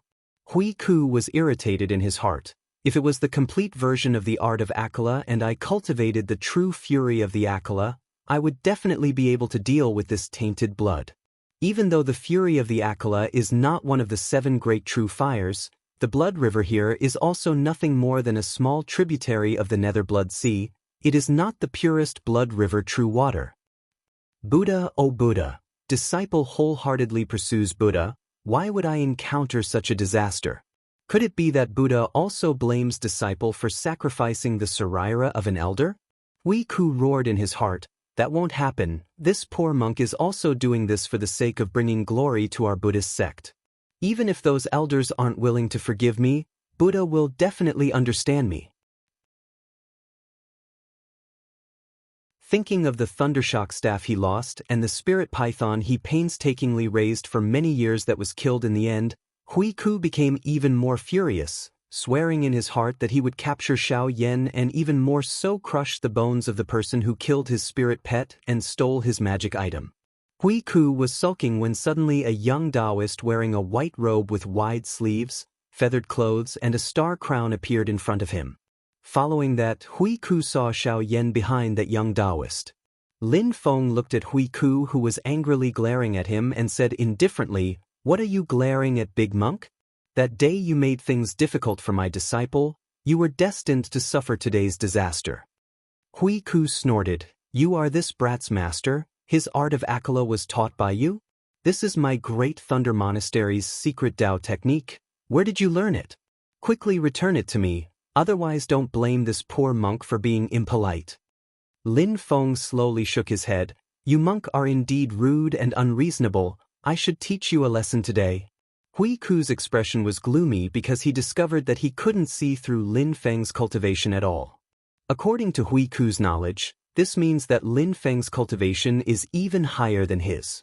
Thinking up to here, Hui Ku didn't dare to be careless, shouting lowly, "Taoist, this poor monk will help you right now." He used his trump card right off the bat. throwing out 24 sariras which shone brightly in this dark underground. 24 Heaven Arhat Formation, open. Where Buddhist light flashed, Buddhist chanting rang out incessantly, the smell of sandalwood assailed the nostrils. Beside the Netherblood River, a Buddhist light covered an area of almost 300 meters, enveloping Lin Feng, his 2 disciples and Hui Ku within. Within the Buddhist light, there were layers upon layers of human figures. 24 golden arhats over 30 meters tall slowly walked out, appearing in the line of sight of Lin Feng and the 2 others. The vigorous mana of 24 Foundation Establishment Stage cultivators was truly as deep as the ocean, pressuring over together. Lin Feng practically had the urge to raise his hands and surrender. Lin Feng tried his best to compose himself, still looking at his 2 disciples beside him with a calm expression. "It's up to you guys." Xiao Yan and Xiao Budian nodded at the same time, charging into the Buddhist light. With the protection of the Thundershock staff and golden paper, the mental pressure brought by the golden arhats had very little effect on them. Seeing this scene, Lin Feng knew that he had most likely guessed correctly. Between Buddhist Tao techniques and magic tools, even if they are different types, there will still be a lot of resonance. To a certain extent, they can mutually cancel each other out. Especially those 24 golden arhats, they actually don't have their own thoughts and only act according to their instincts under Hui Ku's control. But right now Hui Ku is busy defending against the invasion of the tainted blood. This formation actually has the tendency to treat Xiao Yan and Xiao Budian as one of their own. Even though Hui Ku was wholeheartedly defending against the invasion of the tainted blood, he still gave the golden arhats an order. Instantly 24 giants that were 30 meters tall charged towards Lin Feng with large strides. Don't mention that they were all Foundation Establishment Stage cultivators mana level. Just their height and bulk was enough to make people's hearts tremble. A golden arhat was the first to arrive, a large hand directly enveloping the top of Lin Feng's head. Under the pressure of the vigorous mana, Lin Feng only felt that the space around him was locked, even the air was frozen. A strong wind blew against his face, but the dust on the ground couldn't even fly up, it was all firmly pressed down. Lin Feng took a deep breath, both feet stepping on the ground, the mana around his body moving at full speed. The Tao technique he used was not the 9 Heavens Thunder technique, nor was it the art of Akala, nor was it the art of Blue Ocean River. The Tao technique that Lin Feng used was precisely the Ksitigarbha Sutra that should have belonged to Zhu. He didn't even let go of the art of Blue Ocean River, much less let go of this top Buddhist Tao technique that is on the same level as the art of Akala. Even though he didn't successfully cultivate the golden Ksitigarbha body, right now Lin Feng has already obtained a bit of the true meaning of being patient and unmoving like the earth, thinking quietly and deeply like a secret. The current Lin Feng was like the vast and boundless earth, silently bearing the weight of all things in the world. No matter how violent and overbearing you are, I will not move. The golden arhat's movements clearly slowed down for a moment. He was refined from the relic of a Buddhist supreme being, even though he doesn't have any thoughts right now and doesn't have any consciousness, but some scattered memories deep in his soul still exist.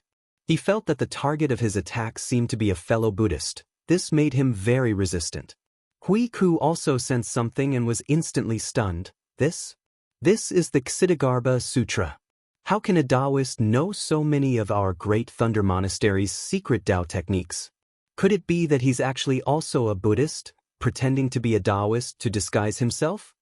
Just as he was perplexed, another wave of feeling came. It was someone actually trying to collect a certain relic that was the eye of the formation. Hui Ku was instantly furious. "Two little beasts, how dare you?" You're tuning in to the Passion Pages YouTube channel. We're so grateful for your support, and don't forget to subscribe to join us on this incredible journey through captivating stories. Your generosity through donations truly makes a world of difference, as it's the primary source of revenue that allows me to expand and enhance this channel for you. Thank you from the bottom of my heart for being a part of this adventure.